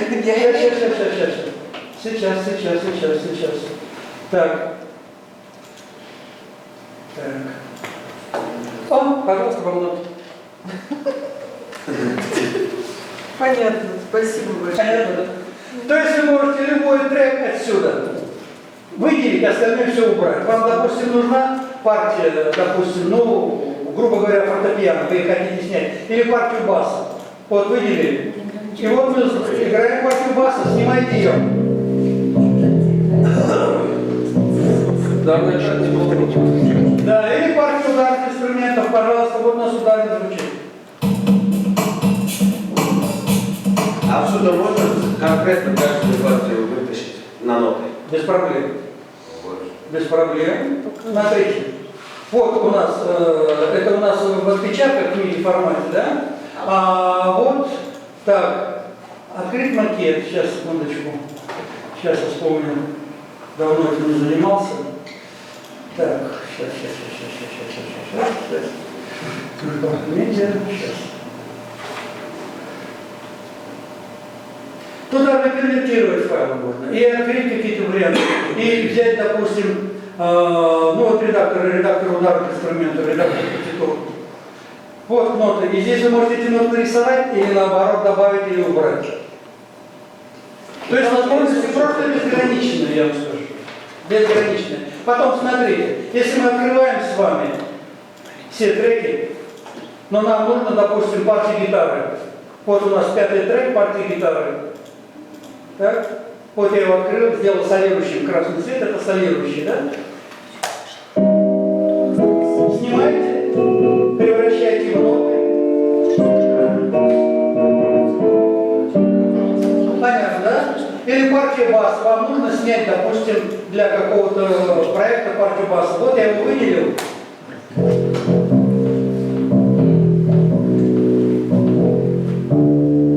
Если вам нужен нотный вариант, пожалуйста, мы по нему кликаем. Так? И открыть как партитуру, допустим. Так. MIDI, открыть, редактор партитуру. Вот ноты, пожалуйста. Играйте по нотам, распечатайте, принтер подключите и вперед. И можно распечатать, да? Ну, конечно, пожалуйста, будет принтер, я сейчас уже распечатаю. Вот это вообще нам понравилось, честно говоря.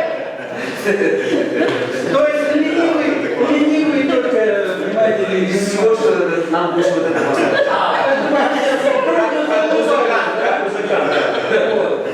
Допустим, смотрите, вы эту партию можете отдельно, посмотрите. Вот я, допустим, смотрите, выделил ее отдельно, вот я выделил. Так? И вот она у меня отдельно звучит, я ее выделил. Нажимаю воспроизведение. Но есть некоторые ноты. Сейчас, ноты не могу. На тебе ноты. Вот у нас партия звучит. Надо послушать. Вы можете отдельно эту партию выписать в ноты, и у вас уже у басиста будет своя партия. Пожалуйста, через 5 минут у вас будет своя партия. Или вам нужно, допустим, партию рояля, там или еще что-нибудь. Ну, смотрите, фортепиано. Вот партия фортепиано. Вот я ее выделил. Вот она звучит таким вот образом. Берите, не хочу. Если ноты, пожалуйста, вот они ноты. Если вам нужны просто ноты, открываем MIDI или редактор партитур. Вот вам ноты. Хорошо, спасибо. подводя итог, у нас время уже. А, ну ладно, да, то я только... Вы только разошлись, да? Да. Ну ладно, вопросы есть? Спасибо вам большое. Спасибо. Спасибо за предоставленную информацию. Валентину Владимировичу образец сертификата вручить. Благодарность. Спасибо за сотрудничество, за очень плодотворную работу. Я могу еще вечер говорить. Да. Валентин Владимирович, вот их два получили. Не выкидываешь, да? Хорошо. Так, я сейчас кого называю, находит себя, расписывается, ладно? Подходит, забирает сертификат. Да? Вы что-то еще хотите? Так, нет, все. Хочу поблагодарить за внимание. Валентин Владимирович, можно удалить эту программу?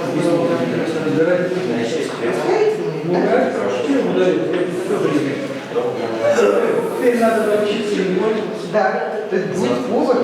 Будет над чем пробовать. Да, Хорошо. конечно. Ладно, я больше не буду. Да, в первый кабинет. Спасибо вам огромное. Всего доброго.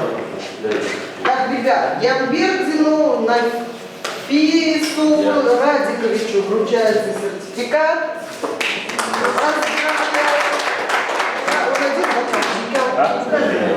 Давай, расписывайся, выходи себя, расписывайся.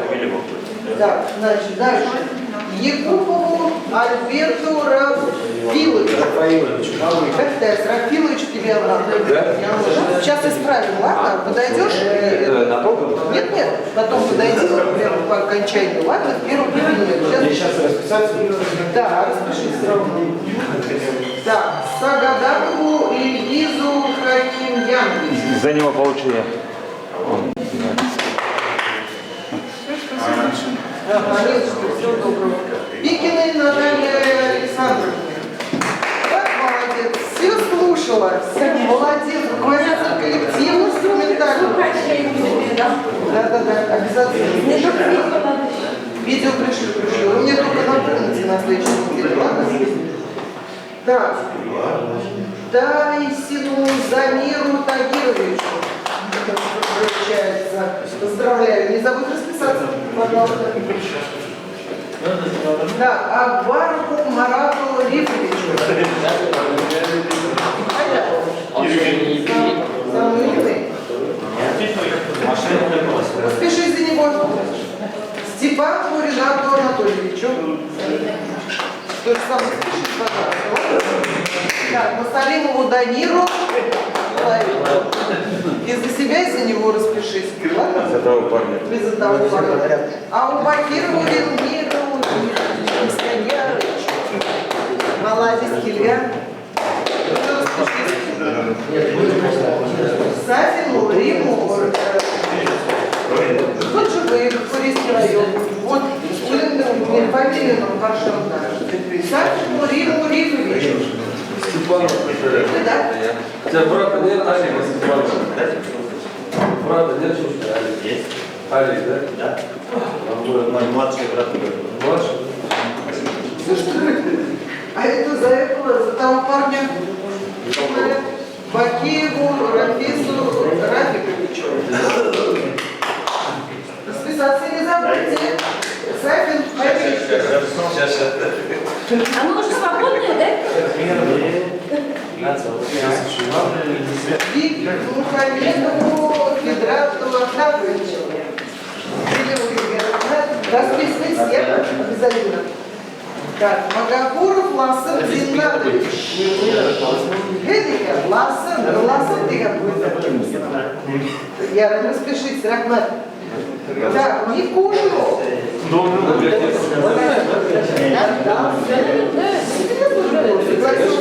Полезно же? Пора уже движусь. Ну, Тимиргалиеву Альберту Сальгалевичу.